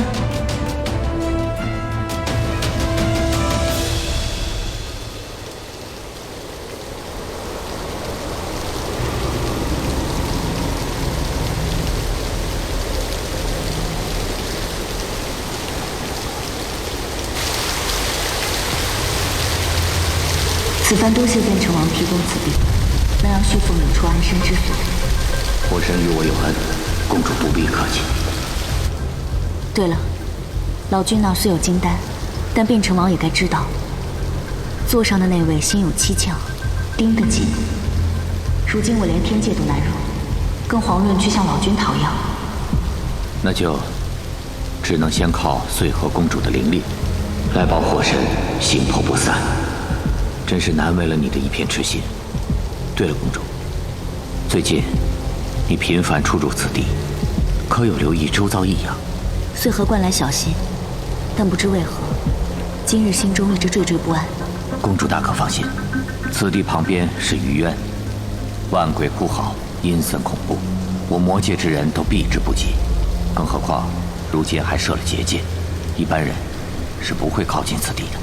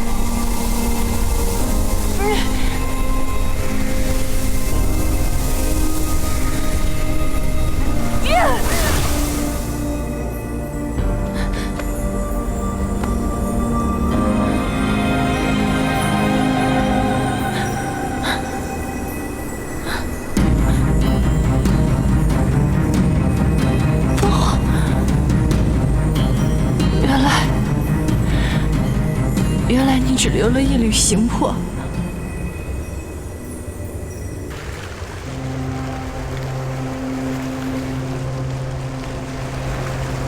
灵儿，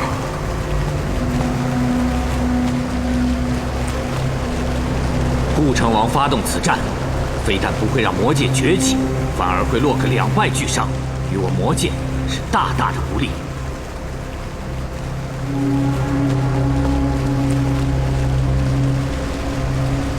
即便是这样，你还是坚持要去出战吗？是。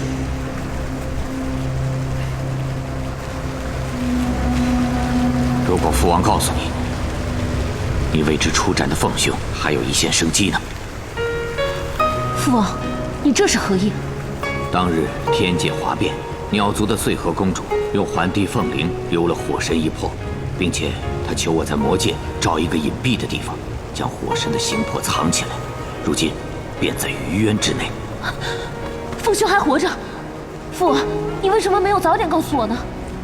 不是还活着，只是留了一魄。现在的情况你也知道，天帝陛下给旭凤安了个谋逆之罪，顾成王又视他为眼中钉。这件事如果被他们知道了，后果将不堪设想。我迟迟没有告诉你，是担心你的安危呀。父王，对不起，女儿错怪你了。你说的对，父王一向是思前想后，这应该就是懦弱了。父王哪里懦弱了？哪个懦弱的魔王敢收留火神？就你嘴甜，这件事我思虑了很长时间，才决定告诉你。希望你能放弃出征。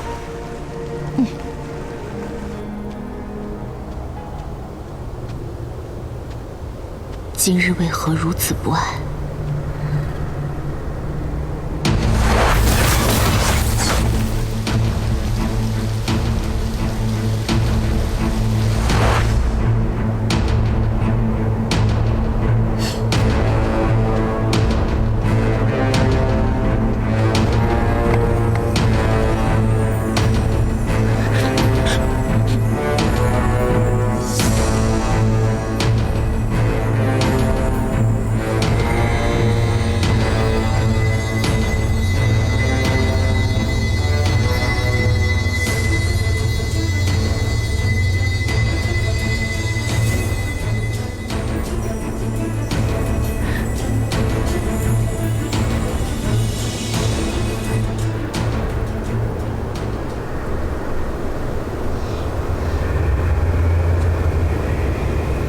你是说，刘英竟变了卦，放弃领军此战？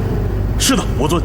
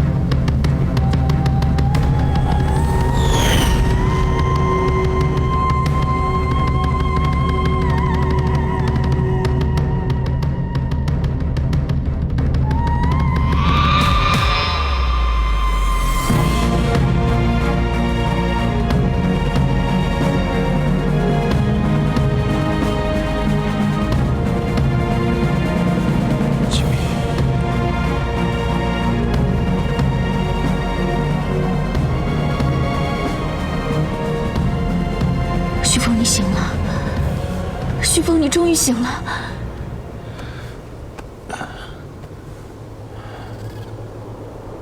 随和，是我。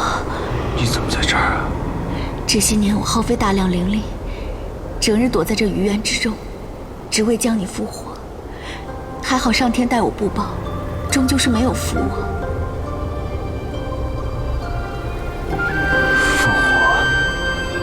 对啊，殿下，你忘了，那日你被锦觅所杀，几乎灰飞烟灭。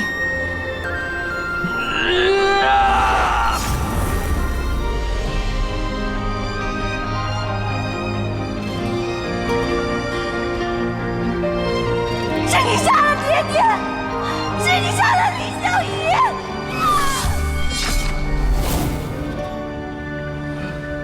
不愿染是与非，你可曾怎料是与爱过我？心中的花枯萎，时光它却不回。但愿洗去浮华，淡去一身尘灰。我父弟如何了？天帝，天帝陛下已经陨身了。他耗尽了毕生的修为，才将你的形魄存于环帝凤灵之中，交予了我。天界，如今天界润玉已登帝位，他还将姨母也逼死了。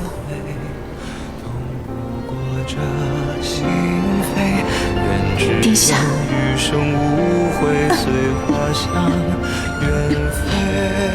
你怎么了？我耗费了大量的灵力，才得以保你形魄不散，又去天界为你偷取金丹，才将你救活。如今你已经醒了，那我的一切付出便是值得的。我本就是已死之人，何必费力救我？殿下。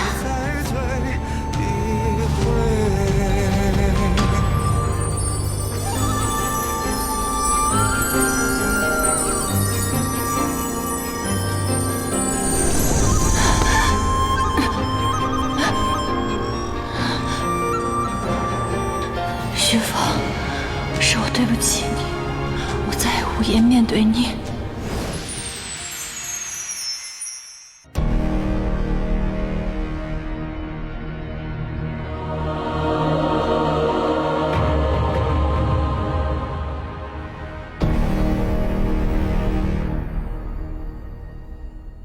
左手握大地，右手握着天。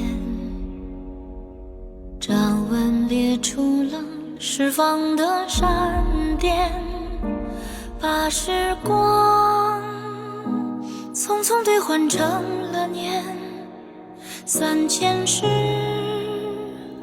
如所破茧。